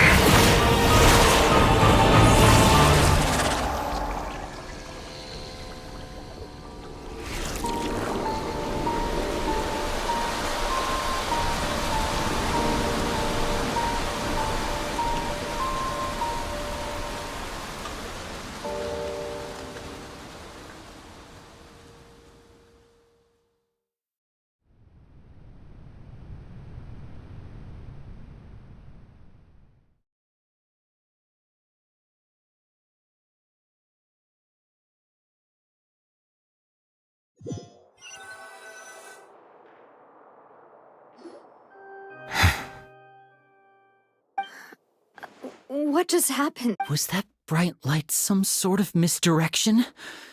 I have a feeling that something... But since we're all still alive and haven't been dissolved, I assume whatever. It's time to end this. We must mete out punishment to. Didn't you say just a moment ago that it can't be? I have gained the strength sufficient to deal with it. Through certain means, we should seize the opportunity to pursue our quarry. Traveler, now that the oratories can no longer function, I require an executor to help me mete out just the root of the calamities befalling Fontaine, the beast that enacts the prophecy. Come with me, traveler. The hour of execution has come.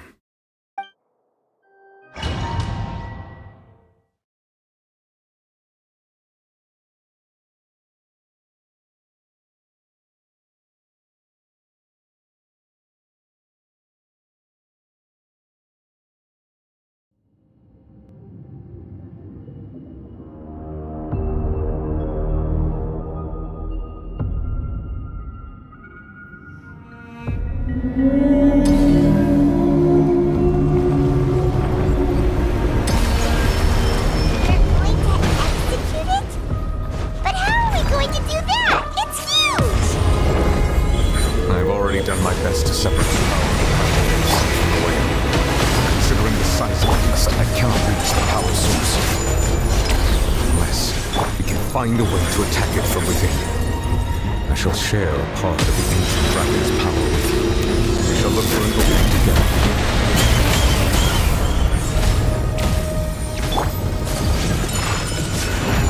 I can feel its sorrow turning into hostility.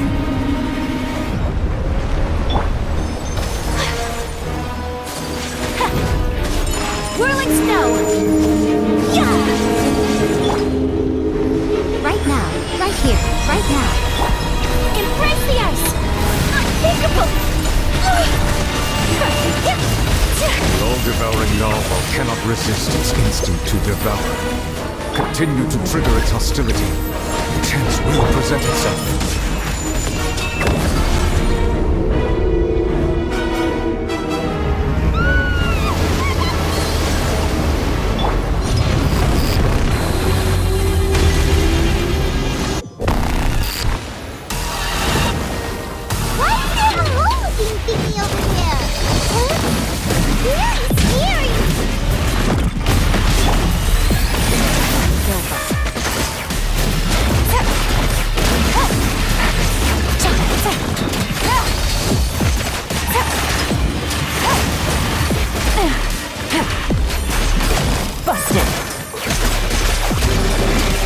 I have granted you my protection.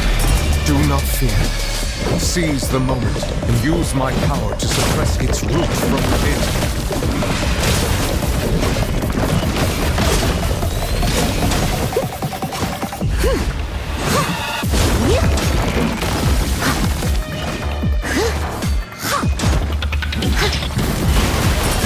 Right here.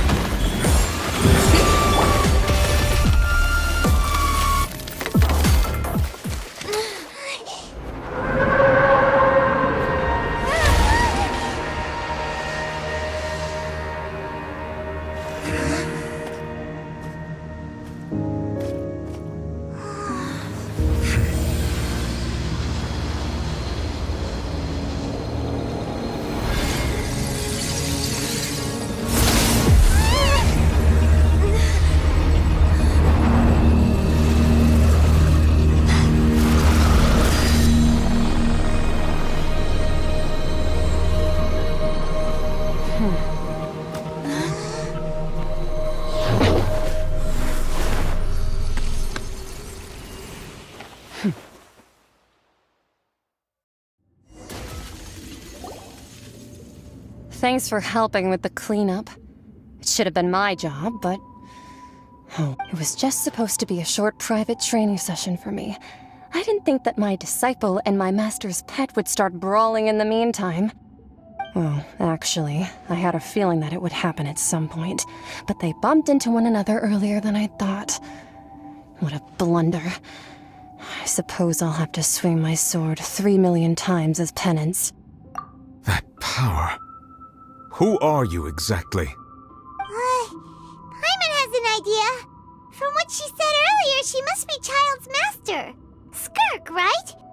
It's just that he is the impression that she was the less talkative person. I simply did not have anything to say to the weak.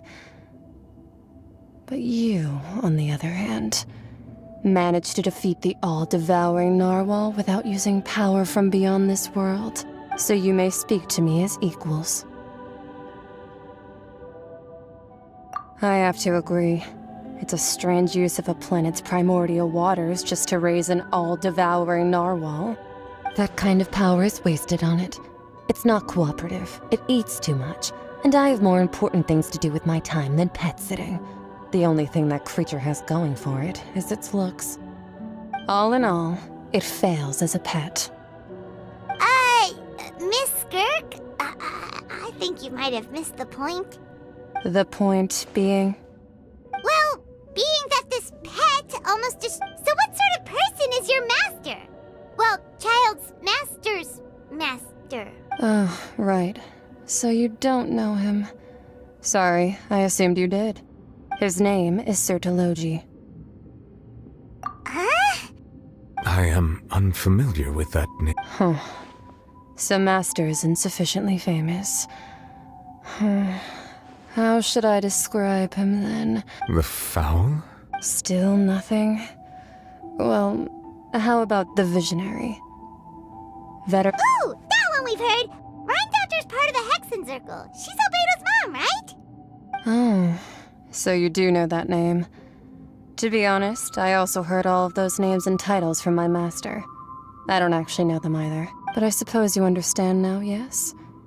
My master is likely a similar sort to Rhine. They're both— Wait! Didn't you also mention a visionary person? Paimon didn't quite catch their name. Actually, never mind that. I believe it expedient to inform you that the all-devouring narwhal used up nearly all its strength fighting you. Such roiling hydro energies will prove difficult for the planet's deep seas to digest. As such, the fontaine back on the surface has most likely been thrown into chaos. In other words, the prophecy that you've been fretting over should now be in full swing. What?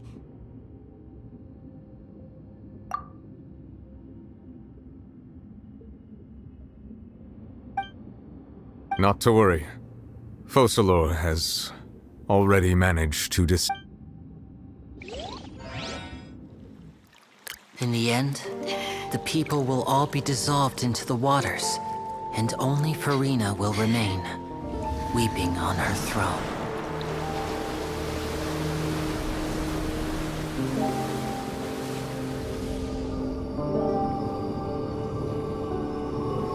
Only then will the sins of the people of Fontaine be washed away.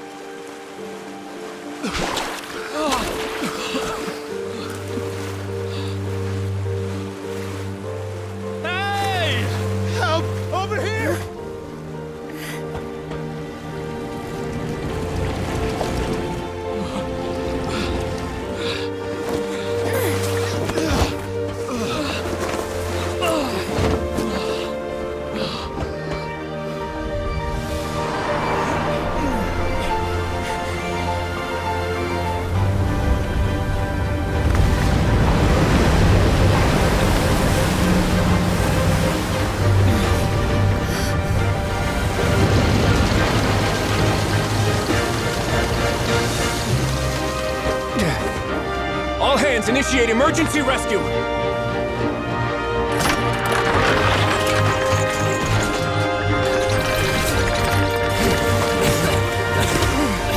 Hurry!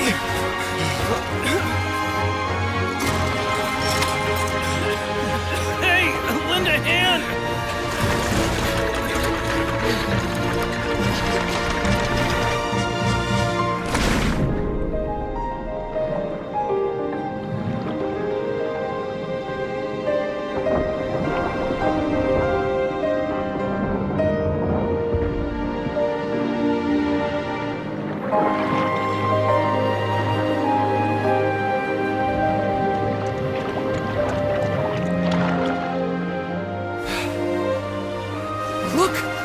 water's receding!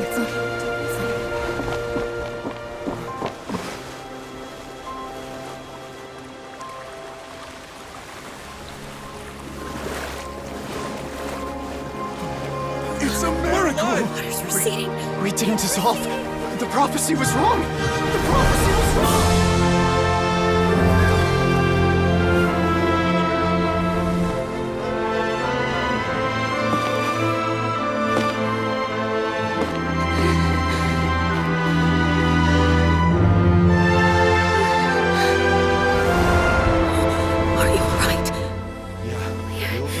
We're saved.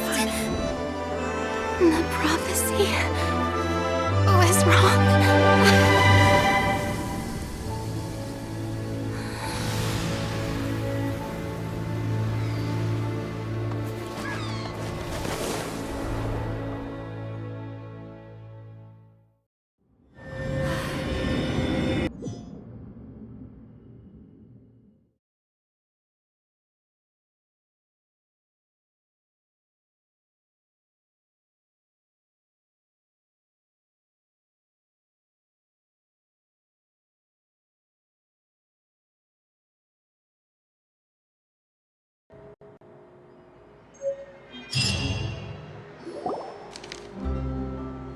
The soil renewed. The Spina di Rasula talks post-disaster rebuilding. Old soil can still give birth to new Skyship Winglet, lunar brain of the Fontaine Research Institute. The various disputes that have arisen on account of Mr. Edwin have suddenly become people always call the first Wow! Paimon barely recognizes the people in the reports. Are those really? What do you think? Pretty enthralling, huh?